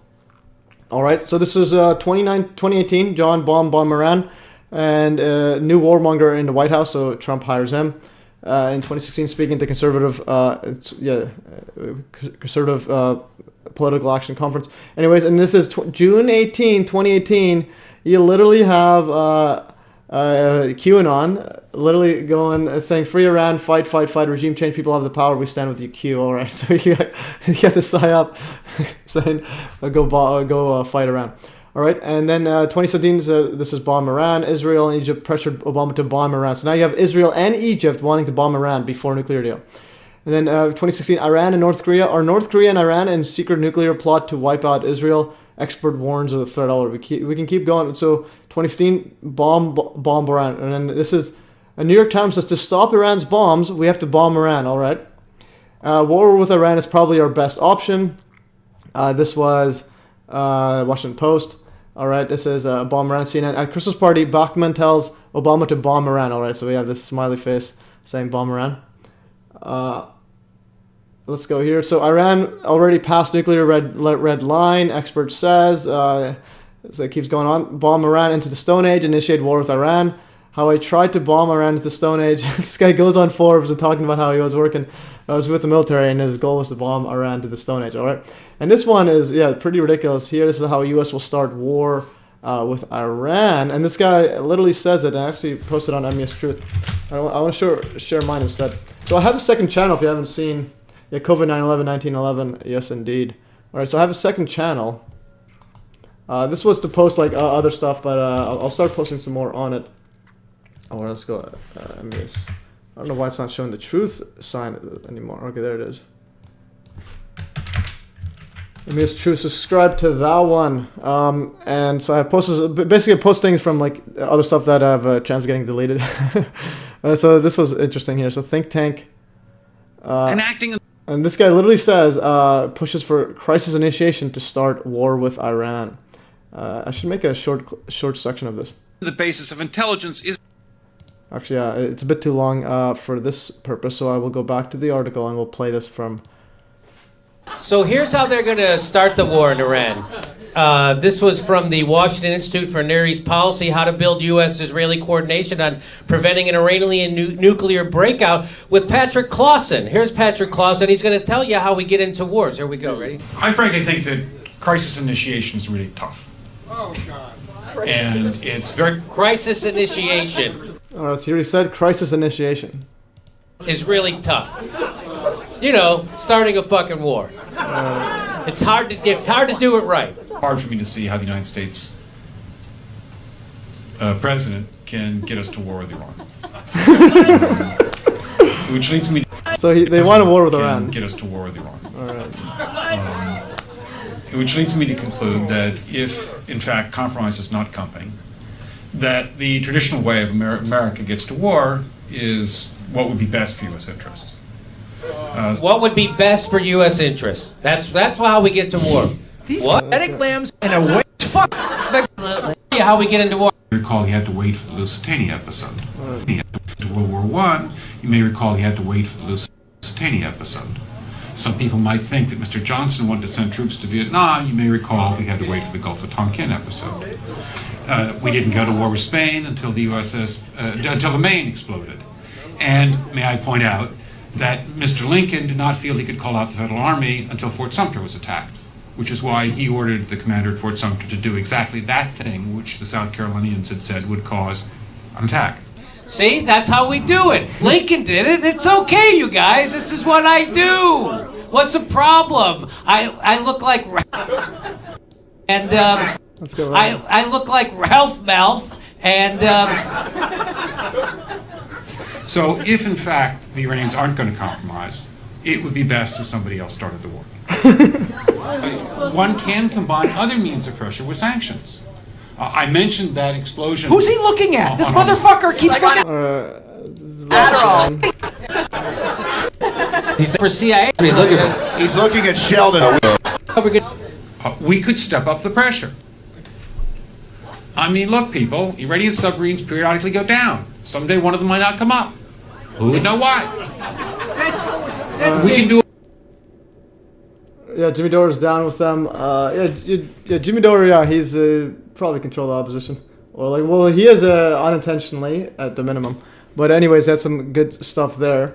Knowledge goal. And so this guy is literally saying that it's hard to start a war with Iran, but so they need to fake some sort of crisis initiation. So like, for example, a submarine, Iranians or U.S. submarine goes down, or Iranian one goes down, and it doesn't come back up, and just start a war with that. So anyways, and then so I have 21 minutes of them all talking about literally bombing here. I actually have some stuff here. Let's see what here. Yeah, so Americans don't want war, so they have to change that up. America starts with the false flags, 9/11, etc. And then there's a crisis initiation, and then U.S. attacking covertly. Look, the sanctions are starting to bite on Iran's economy. And we are going to learn before too long how much priority the Supreme Leader places on that. And it is distinctly possible that he would be prepared to see Iran become North Korea. That may be a desirable model for him. I don't think it's a desirable model for the Iranian people at all. I don't think that's what they want. And I think he'd face a lot of resistance if he tried to push that idea through. But that is possible. I mean, this is a man who seems to place such high priority on revolutionary fervor. And we will find that out. I don't know. But I would just like to suggest that one can combine other means of pressure with sanctions. I mentioned that explosion on August 17th. We could step up the pressure. I mean, look, people, Iranian submarines periodically go down. Someday one of them might not come up. Who would know why? We can do a variety of things if we wish to increase the pressure. I'm not advocating that, but I'm just suggesting that this is not a either-or proposition of, it's just sanctions has to succeed or other things. We are in the game of using covert means against the Iranians. We could get nastier at that. All right, so he's not advocating it, but but he says, yeah, what if submarine goes down, they don't come up? In other words, bomb them. And again, that's Iran, going back here. So we have, and then we have also Trump saying, literally, what is it? Yeah, the Trump saying that, so how could, so Trump saying that he's waiting for Iran to make their move and it'll be a big one. Or Iran is waiting to make their move and it'll be a big one. So Iran's coming. And then we have 2011 going back here. So Israel and bombing Iran. If Israel bombs Iran, it will jam, spoof, and hack first. And then the 2010, the point of no return. This is about bombing Iran. All right, going here. So 2019, U.S. preparing to bomb Iran. Is the U.S. preparing to bomb Iran? It's like this. A lot of times when they say predictive programming, a lot of it is just conditioning. It's like this is straight up conditioning people. It's similar with COVID, how they prepared all like swine flu and all these other bogus flus. Bogus virus stuff, and then eventually get the big one. So now you have this, so 2008 catastrophe strike against Iran, and everyone's warning about it. So 2007, the plane would bomb Iran, and John McCain bomb Iran song. We had John McCain saying that. So they're literally going here, and there's John McCain saying bomb Iran, And we had that video played last time, but keep continuing here. So this one here, Potterhurst, whatever, he won the Medal of Freedom in 2004, and then he's urging Bush to bomb Iran. Adjusting McCain sings "Bomb Iran." Let's see if we could find that video. And then 2006, why not a strike on Iran? And then this is the 7 countries in 5 years: Iraq, Syria, Lebanon, Somalia, Sudan, and Iran. And then Trump, even back then, 2018, who's saying to Iranian president, never threaten U.S. states again. You will suffer consequences, the likes of which never throughout history suffered before. We are no longer a country that will stand for your demented words of violence, etc. All right, yeah, so it's conditioning for it. And then war is peace. And this is a Washington Post article. In the long run, wars make us safer and richer. All right, absolute psychopaths right here. And I wanted to show some other stuff here. Okay, so we have the Iran one. We have this. And then so we'll go back to the incompetent president. And also the Iran one as well. There was one more. I just lost my train of thought. See if I could get it back. So the Iran president. So this is going with the Trump presidency, Trump assassination narrative as well. I'm just gonna mute site and go to Iran. Yeah, there's a whole bunch of Iran stuff here. Actually, there's another video here I posted. Nikki Haley, this is not just an attack on Israel, this is an attack on America. Finish them, Netanyahu. And she's also saying finish Iran, all right? Nikki Haley literally telling Israel to finish them in regards to Hamas and Iran. Okay, we gotta edit that error in real time. All right, so we have finish them is saying it right here. Actually, let's go back. I guess I'll have that here, finish them. These are the people that run this. It's useful to be underrated. Yeah. Okay, Black says, yes, this channel basically slaughtered any concept of 9/11 being just fire and planes or explosives or nukes or anything. I think this might be the most underrated channel in history of YouTube. Sorry if I pronounced it wrong. I'm not going to try it. Yes, indeed. Thank you. Saying thank you so much for your content, for sure. Now, here's Nikki Haley, like ambassador to the U.S. or some sort of, former ambassador to the UN. All right, this psychopath. Just a minute. So listen, so something happened. So basically, a lot of the news is they do it rapid fire. So supposedly Hamas attacked Israel, but again, is there an investigation, or are they guilty in a court of law? No, just all random quick news stories. Let's step back because I want the and then now she is saying finish them and Iran. American people to kind of take this in for a second. Just imagine that here the Israelis woke up and communities were bombarded. Families were murdered. Women and children were taken hostage, dragged through the streets. The elderly were taken. All of this has happened in front of everyone, on top of thousands of rockets that hit Israel. This should be personal for every woman and man in America. Why? Because when they did this surprise attack, when they took these hostages, when they murdered these families, they were celebrating. And what were they celebrating? They were saying death to Israel, death to America. This is not just an attack on Israel. This is an attack on America because they hate us just as much. And what we have to understand is this is the reason that we have to unite around making sure our enemies do not hurt our friends. America can never be so arrogant to think we don't need friends, just like we needed them on 9/11. That's why Ukraine needs us when Russia's doing this. That's why Israel needs us when Hamas and Iran are doing this. And I'll say this to Prime Minister Netanyahu, finish them. Finish them. Hamas did this. You know Iran's behind it. Finish them. They should have hell to pay for what they've just done. All right. So we got Nikki Haley, absolute like this person was saying, scripted, absolute emotionless nonsense. And she's also, I think, sponsored by or funded by the military or Lockheed Martin, I think.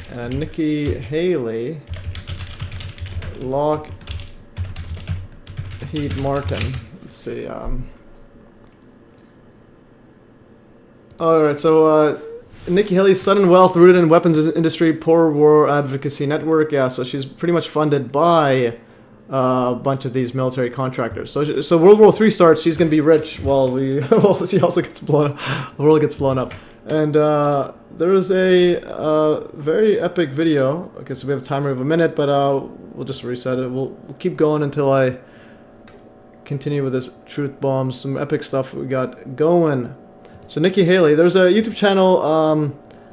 Let's see if I could find it. Contractors. If I go to Telegram and write contractors.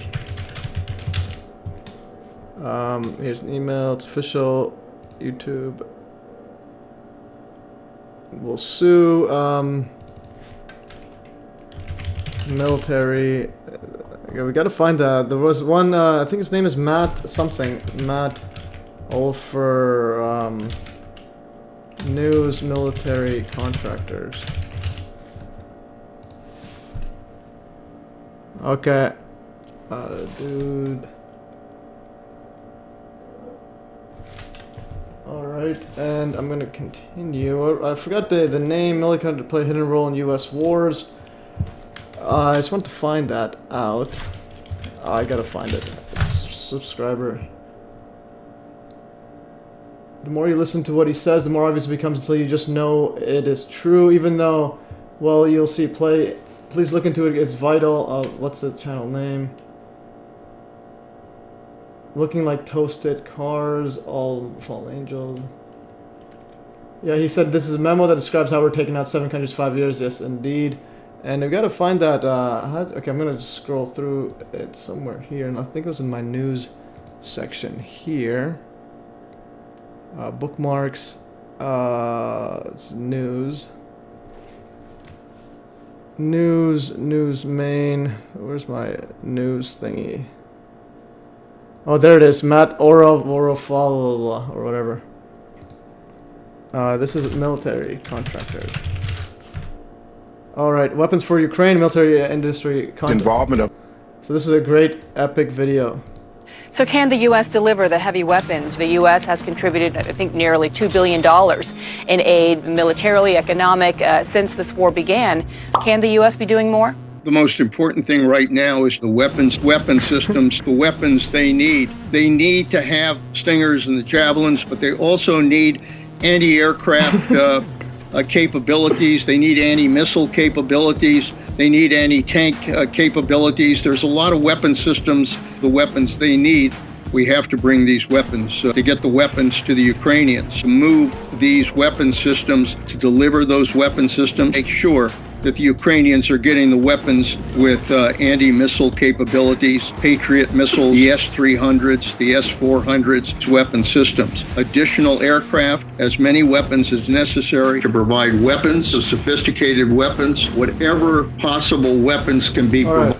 It keeps going on, and then it also shows who's being funded. And if you watch news now, like I turn on Fox News, it's literally the same thing. So a lot of them are more advanced systems are surface-to-air missiles. We've, of course, been providing them offensive weapons, Stingers, and offensive weapons, Javelins with surface-to-air missiles, weapons, anti-ship missiles, drones, tanks. The Ukrainians are going to need those more. All right. So anyways, it keeps going on. And let's see. Okay, so we have that. I'm just going to start closing stuff up. I think it's been, let's see the time.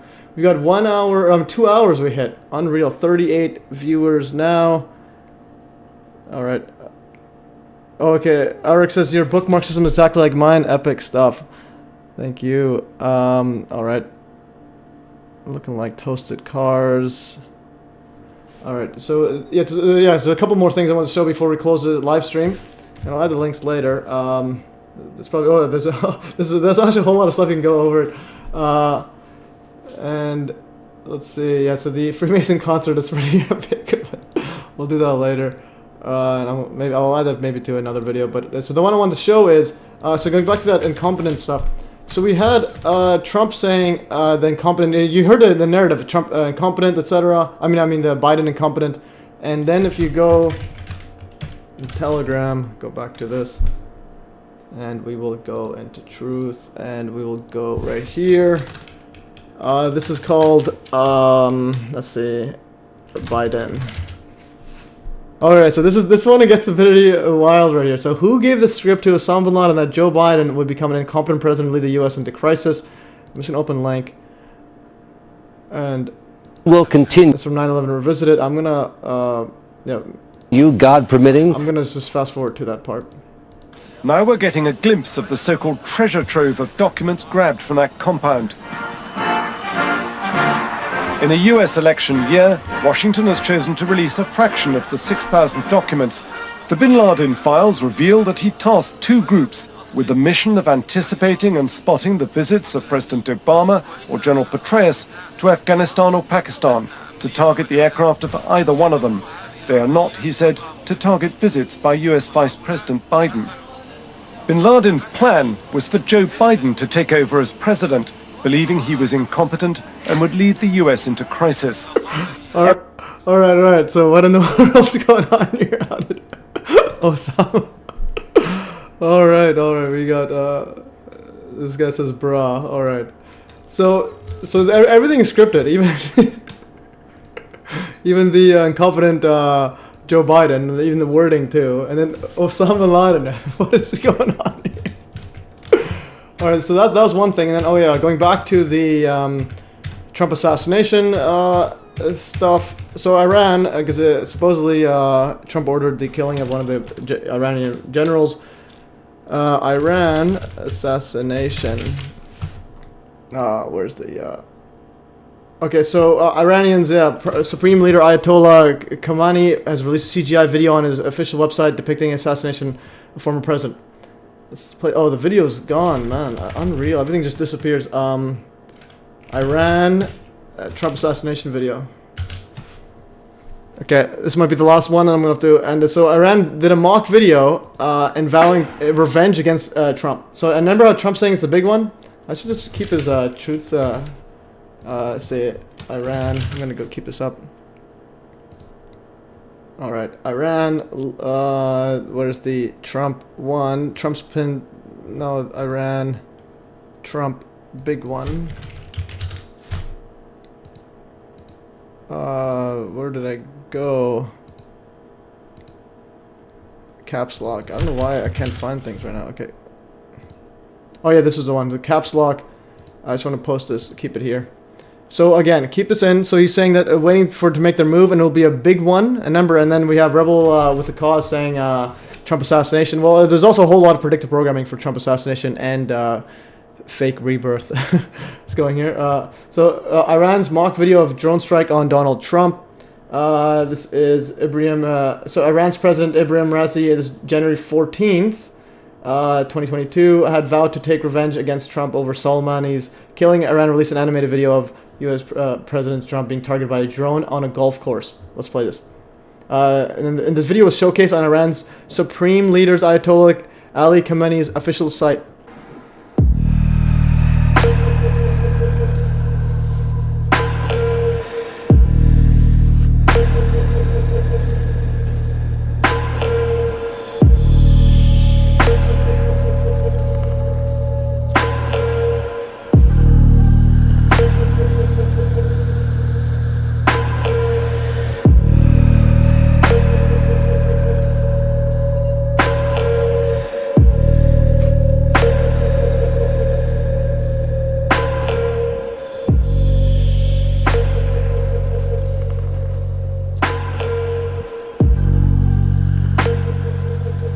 Yeah, so it says here Soleimani's murder, and the one who gave the order will pay the price. So they send it to their phone. And they got a drone.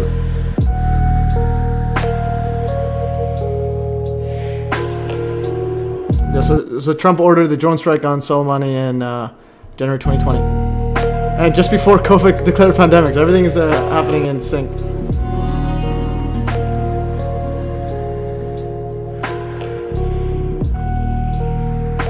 Yeah, so you can tell reality is scripted when it's literally falling like a movie. So everything is slowly transitioning. They don't do it all at once. They don't have COVID and Ukraine war, or the Israel-Iran stuff. They do it sequentially.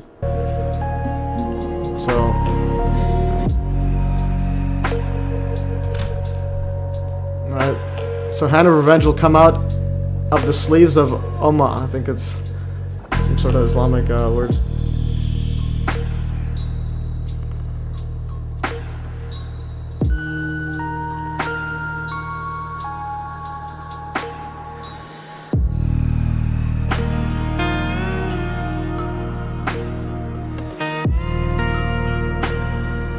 Alright.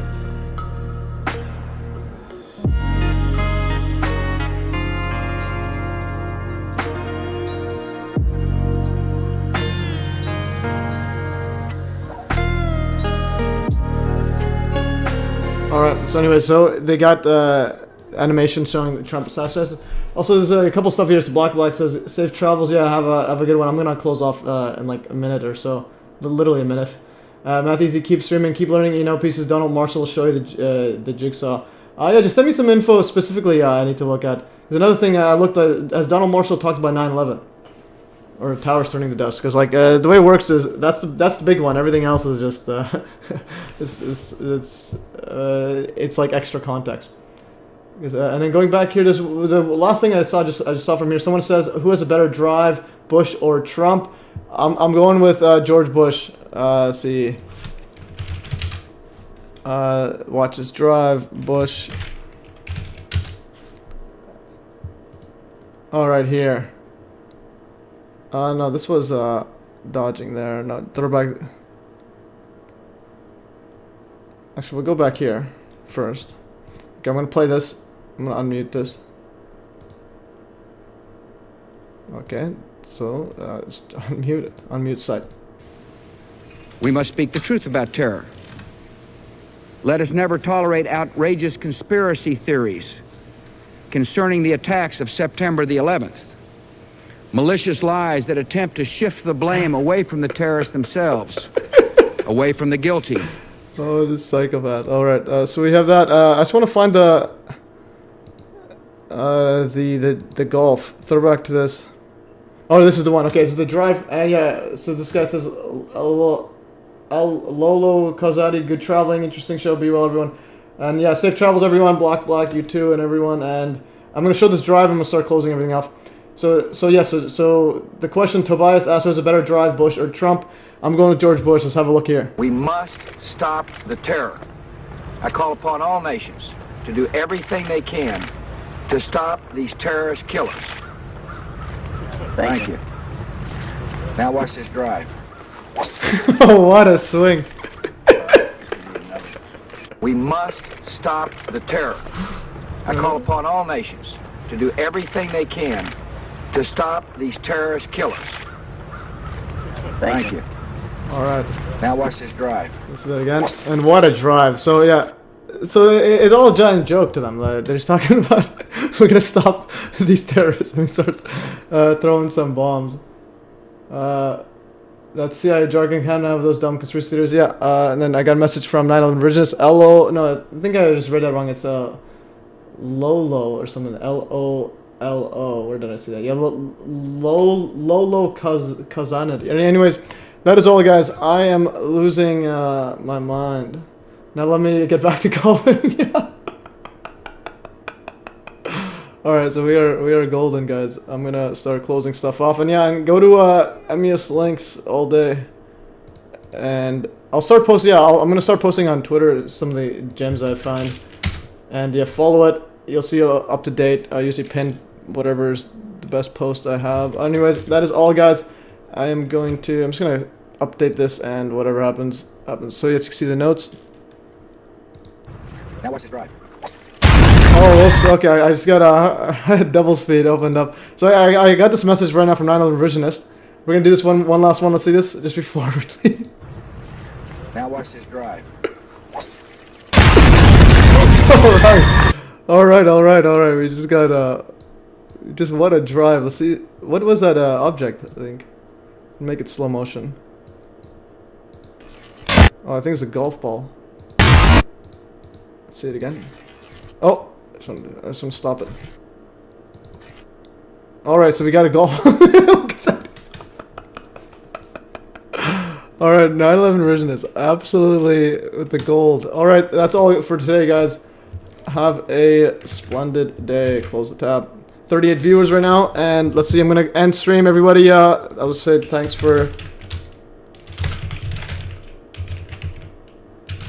joining, and end stream. Let's do this. 3, 2, 1, gone. All right, we are gone.